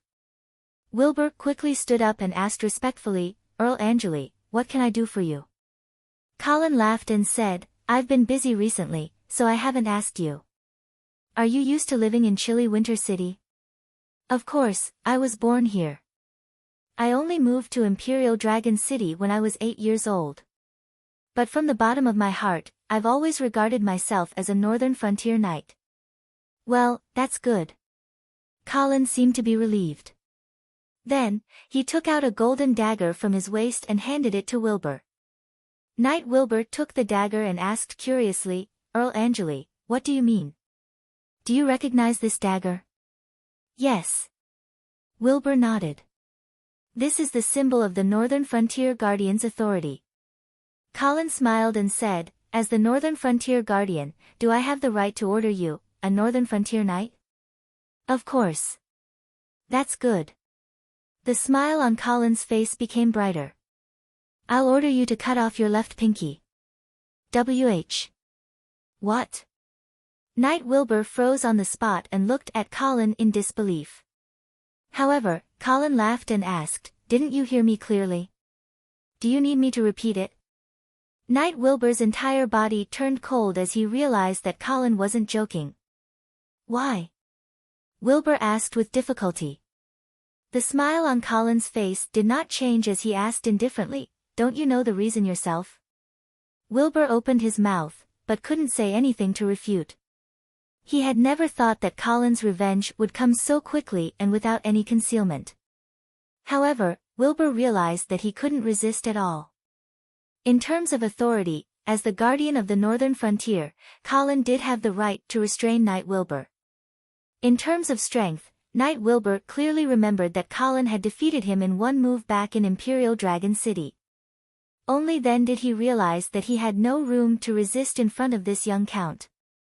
With the golden dagger in his hand, it seemed that he could stab into the seemingly defenseless count's chest with a light stab. However, Knight Wilbur didn't dare. Knight Wilbur, do you have any doubts about my orders? The smile on Colin's face disappeared, and his tone became cold. Wilbur felt that he was immediately stared at by a terrifying gaze. He trembled from the bottom of his heart and didn't dare to delay any longer. He gritted his teeth and pulled out the golden dagger. Chi! Amidst a suppressed groan of pain, a severed finger landed on the white wool carpet. Dark red blood floated down like petals. Colin nodded in satisfaction. He personally picked up the severed finger and handed it to Wilbur. Send this severed finger to Consul Seabass and write down the reason for this matter yourself.